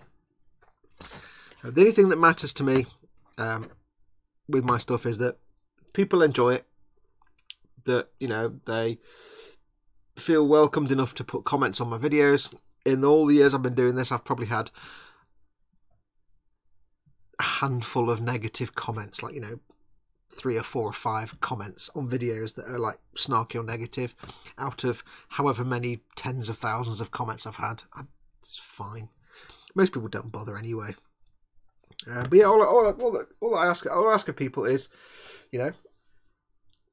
give me feedback. If you're not happy with something, tell me in the comments. Thumbs down. I'm not really bothered about those. Josh Hollinshead says, "Hey Guru, how would you go about doing an urban grey colour scheme using Games Workshop paints? I'm thinking of a flat grey for a city-based Imperial Guard army, so no camo, sadly." If you're going to urban camo, it's not going to be one colour. But I am actually going to do that sort of colour scheme on these. I think I'm going to use not these exact colours, but I'm going to use this kind of light blue colour scheme for mine, a variant of that, because I do like it. And you're looking at colours like, you're looking at your Space Wolves colours. So you've got things like Rust Grey, Fenrisian Grey. What has it got here? Celestra, no, yeah, maybe Celestra Grey. You're looking at your blue greys. So Rust Grey, Fenrisian Grey. I'm trying to think what they are now. Rust Grey, and I'll tell you exactly. I will tell you exactly. Let me get my phone. Where's my phone? Doodle doodle doodle doodle. You are looking at things like, let's get the Citadel Paint app going. I'll zoom in a bit. There's my zoomage. Zoomage. Maybe not that much, but never mind. If you haven't got the Citadel Paint app on your mobile phone or iPad or mobile device of your choice, get it. It's free and it's fantastic. So let's have a look. Paint by miniature. Let's have a look for urban camo. Yeah, because with urban camo, you're looking at things like light greys, blue greys, and occasionally a black. So you're kind of looking at Space Wolves sort of colours. Sort of. For that, if I can find Surface Space Wolves. And we've got Space. TSST. Alphabet, dude. Alphabet. Space. Where's Space? Space Wolf. There we go. Space Intercessor. So you've got things like the Fang as your base colour, Rust Grey, Fenrisian Grey. But you can see there they're all kind of like a bluey grey colour. So you get that kind of colour there. Does it give anything for dry brushing? You've got things like Stormfang as a dry paint. That's quite good. Also things like Celestra Greys are also good light greys. So really you're looking at sort of bluey greys. Let's have a look by colour. Paint by colour. Blue. So if you go into the blue section of the app, it's got things like Ice Blue, Ice White, Brilliant Blue, which is probably a bit blue. Ice Blue, that would work. So you've got things like Fenrisian Grey again, Fenrisian Grey there, and Blue Horror, which is a very light edge highlight paint. That's quite nice. That's a really bright blue colour, which is cover it with the Corax White spray first, then go over with the glaze of Gulliman Blue to blue it up, and then you edge highlight with the White Scar to bring it back. You dry brush it a little bit with White Scar just to dry brush it back. So it really depends. I would say if ever you're stuck for a colour, get this app. It is the Citadel Paint app. It's absolutely free. It costs you nothing whatsoever. You can. I want to paint something red. Okay, let's go for red. Here's lots of different types of red colours. Which one? I want that one. That one looks great. Great. So what I'll need is I'll need Mephiston Red. It tells you how to do it. And it always does it in order. So it'd be like, it may not start with the base coat, but it's always in this order. You do this, then this, then this, and this. So this one will be a base coat of Mephiston Red, because it's a base colour. If you don't know the difference, base colours are thick with pigment. They're quite opaque, so they will cover pretty much any other colour quite nicely. Layer colours are a little more transparent than base colours. They're designed for doing like layering effects where you want to have a bit of transparency so you can see the colour underneath, but you can cover up other colours if you need to by building up the layers. So if I had a black primer coat, I could probably cover it in 2 coats of Mephiston Red, but if I tried to cover it in, say, a red layer paint, then that might take more than 2 coats because it's more transparent. So yeah, it's always, so you can say, right, I want to paint something burgundy. That's a nice colour. Oh, I like that. Well, how do I do that? You do a base coat of Corn Red, which is a base paint. You prime it first, obviously. Base coat of Corn Red. Then it says shade it with Null Noil, so you cover the whole thing in Null Noil completely. Then you do an edge highlight of Wazdaka Red to go around the edges, and then an edge highlight again of Squig Orange for the very corners. But you can vary it around, but it tells you basically the colours you would need to get that kind of effect. How you use them, whether you do the shade as an overall shade or just a recess shade, is up to you. But it just gives you so you know that, for example, Corn Red, a good edge highlight colour for Corn Red would be Wazdaka Red. Or, for example, you might think, well, I want to do a dark red. Okay, well, how about corn red with an edge highlight of Wazdaka red instead? But then instead of using the Null Null, which is a dark black shade, you use the Caribou Crimson shade, which gives you more of that kind of cherry colour there. So it's a really great app. If you've not got this, anybody, and it doesn't matter if you're using Warhammer Citadel paints or not, even if you're using, say, Vallejo game colours or Vallejo mecha colours, you still think of what colours do I need? If I want to do a really nice orange, you can look at it and say, I want to do dark orange. You may have Vallejo paints, but you know you've got one that's a bit like that colour and a bit like that colour, and you can look at the colours and say, well, okay, well, a base colour that looks like that and then something like that as a highlight colour might work quite. So you can use it for other paint types as well. But I use this all the time. If I think I want to paint something green, what am I going to do? There's so many different green colours. Okay, I want to go for that green colour. And then I can see it and I can say, okay, well, I can mix all these. So it's a great way to get inspiration. So for an urban camo, you're looking at things like like I say, you want to be looking in the blue section, really. Have we got a grey section? You've got a grey section there. So you've got things like, we've done the Space Wolves armour. You've got colours like that. You've got things like Sylvaneth bark, which is a kind of nice dark grey, warm grey colour. You can do the same with blues. Like I said, you've got things like the ice blues, your blue, black and brilliant. You've got all the different colours. And you could probably do the same with whites, maybe cold white. You could get in there like Celestia Grey with Drakenhof Nightshade or Thurin Grey. So have a look around the colours that you think it should be. If it's urban camo, it's always going to have a bit of that camo effect. It's not just going to be one colour. But there's nothing wrong. You can do that if you want to have it one colour. But just use that app. But if any of you haven't got that paint app, I'm not sponsored. I'm not getting paid for this. It's just a brilliant app. If you're just starting out on brush painting and working out what colours to use, it does the thinking for you. You can sit there for hours thinking, well, I want to paint this. What colour should I paint? Oh, I don't know. And what if this colour doesn't work with that colour and this one's a bit too, what if I'd use this as a dark red as a base and then I want to do a highlight colour? Just why do all that thinking when that app does it for you? And then you can just concentrate on the actual getting used to painting rather than using which colour to paint what. So it's just a really good shortcut while you're learning and while you're sorting things out to do some of the thinking for you. Go and get it. It's free. It's brilliant.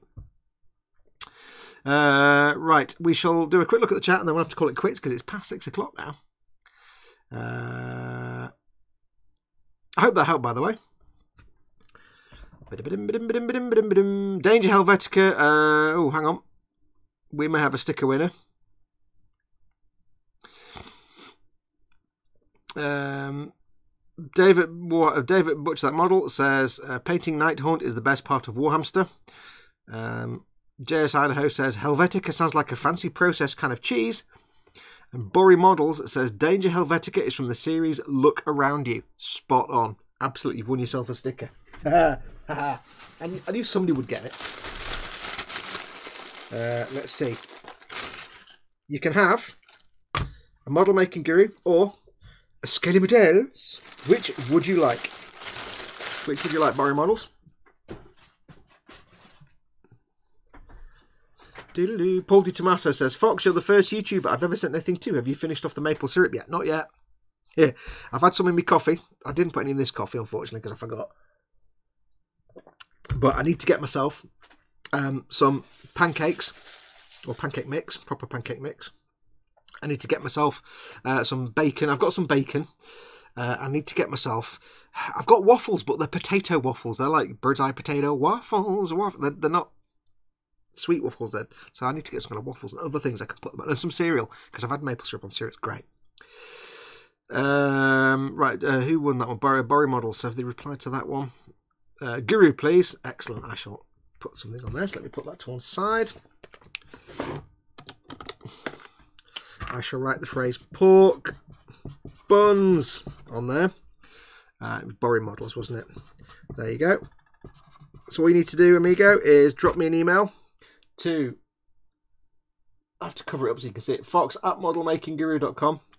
And just say you've won a Model Making Guru sticker. I shall put that in this pile of shame that I haven't sent the stickers out for yet. And I'll get that off to you. So well done. Yes, if you don't know what Look Around You is, when you finish watching this, go on to, I don't know if it's even in print anymore, but go on to Amazon or eBay and look for, there's a DVD, and it's a program done by Pete Popper and what's his name, Serafinowicz, the guy that plays the Tick. It's called Look Around You. Series 1, not Series 2. Look around you. And it's a Mickey take of 1970s and 1980s educational programmes in the UK. And it is hilarious because it's spot on. If you're in the UK and used to watch things like Experiment, you'll know exactly what it is. If you're outside the UK, you might not find it as funny, but it's still funny anyway.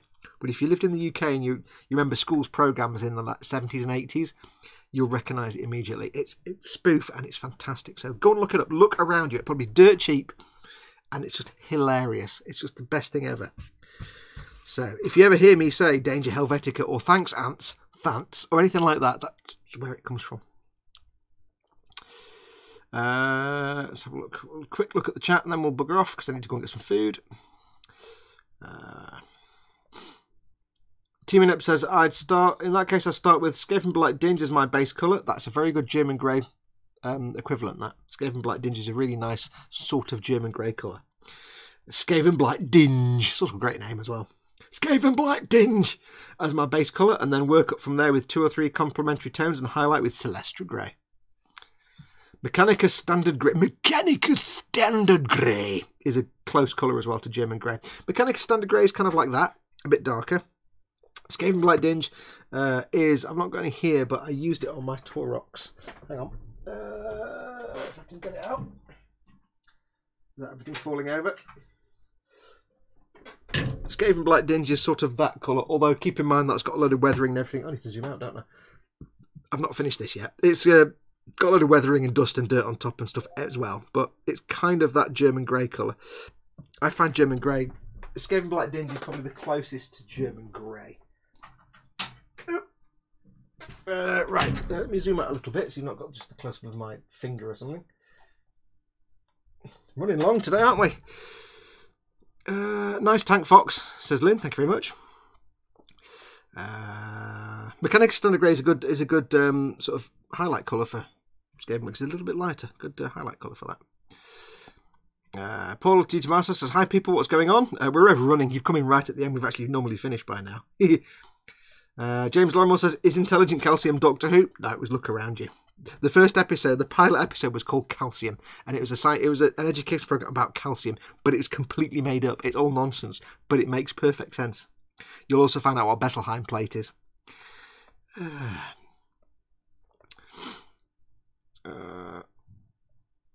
Fox, you're the first YouTuber I've ever sent anything to, says Paul. I do say thank you, by the way, Paul, for sending me those. I'm quite honoured that you're the first YouTuber who've sent me stuff to. It was very delicious stuff. That peanut brittle crunch thing, whatever it was called, the crunch thing, Mama Fox loved both of those, but the peanut brittle crunch was really nice, and that coffee thing, the coffee crunch, that didn't last long, that. Oh, that was nice, that was. We've not tried the toffee yet. We've got to find the hammer, give it a good smack, break it up into little pieces. James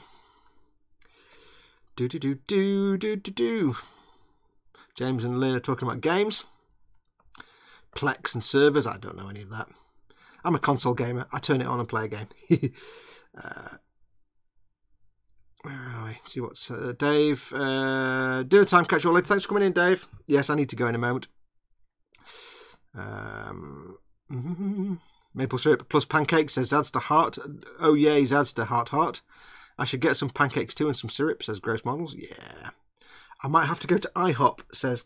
Is IHOP now IHOB? Or did that not take? Because everybody took the mickey out of... When IHOP decided to become IHOB with a B, and everybody just ripped the crap out of them for like... Did they actually go back on that and keep it as IHOP? Or did they actually go for IHOB? If I ever go to Canada, the one thing I need to eat is all the things. If I go to America, the one thing I need to do is try an In-N-Out burger, a White Castle, and an IHOP. Apparently, from what people have said, there are 3 things I want to try. Maybe a Wendy's as well. Lynn Dipple says, that's it. I'm going to IHOP for lunch. Pancakes, eggs, yum. My dinner's ready. I'll catch you later, says Vincent. Thanks for coming in, Vincent. I'm going to go in a second. IHOB was a joke. Was it? I thought it was real. True. Thanks, Vince, for coming in, though. Take care, matey. Right, I've caught up on the chat, and I'm actually starving. I need to go to sort some food out. So, that was an abject failure that we didn't get to get any of that built. We could have had it finished now. So, what I need to do is I will get myself some super glue and get that magneting's sorted out for the gun. Somehow, we'll figure it out somehow, way or other. Next week, because obviously by then, I'll have done this by then, or all that's be left to do, so there's not much more for me to do on this. So I don't know about next week, what I'll be doing. I still have my Valkyrie to do, but I think I want to do a build series on that. So what I might do next week is, because I've got no more, I don't think I've got any other kits that need to be built now. So what I might, have I got anything else? I don't think I have. I've got no unbuilt Warhammer kits now, apart from 2 Imperial Knights. So I'll either start on those, because I've got 2 more Imperial Knights to do. I'll either start on those, or we'll start painting some of the armour vehicles we've got. I'm not sure. We'll see. I might just get the Imperial Knights built, because they need to be done anyway. Nim says, I need to try beef on Weck. I need to try Runza as well. I need Runzas to live. Have you started the U-boat? Not yet. That needs to be done this week. Well, I'm off to do laundry and high hop. Great show, Fox. Bye, peeps, says Lynn. Yeah, I think we're going to call it there. Anyway, so I'll shut up now. So I need to go and get my dinner. You guys go and get your tea if you're in the UK. Thank you to everyone that's been watching. As always, I love the fact that you come along and watch and join in for all this silly nonsense. I need to play a sound so that it can cue up my sound system. So let me just do that now.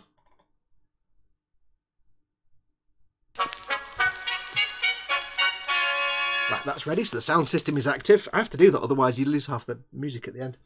Thank you to everyone that's been watching. Don't forget, go along to the Model Makers Boom Hut, facebook.com/groups/model boom hut, and do join in the group build, which will be starting, we think, it's not confirmed, but it will probably start with the live stream on this Saturday coming up. We're aiming for that for this Saturday. So get your kit ready, get all your tools, and put a post up declaring what your 3 extra tools are going to be. There's a sticky announcement post at the top of the Boom Hut with all the instructions as to how to do it. And there's also a video on this channel.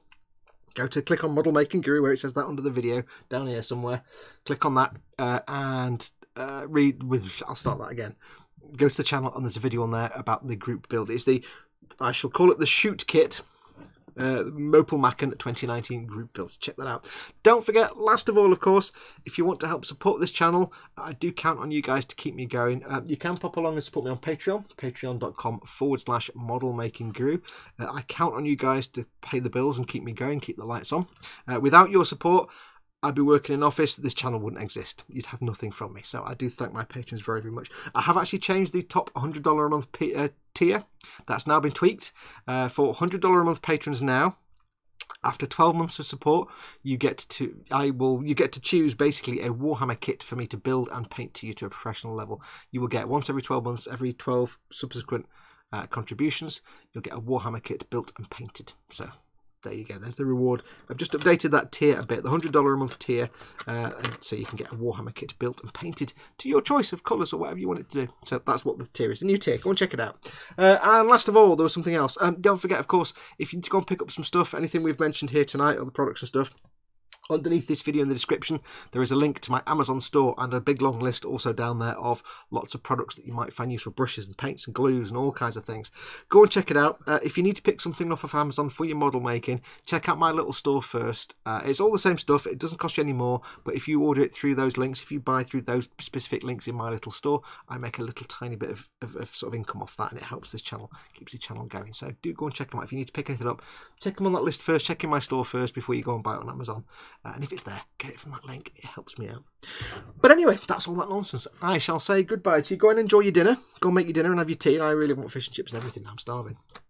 Can't have fish and chips. My car's not working. I can't get to Chippy. Oh, sadness. Anyway, you take care of yourselves. Thank you very much for watching. I shall see you in the Boom Hut. And until next time, I shall say, go make something awesome like this. Go be awesome. You there. Go be awesome. And until next time, adios amoebas. I've got to press the button. Where's the music button? There it is.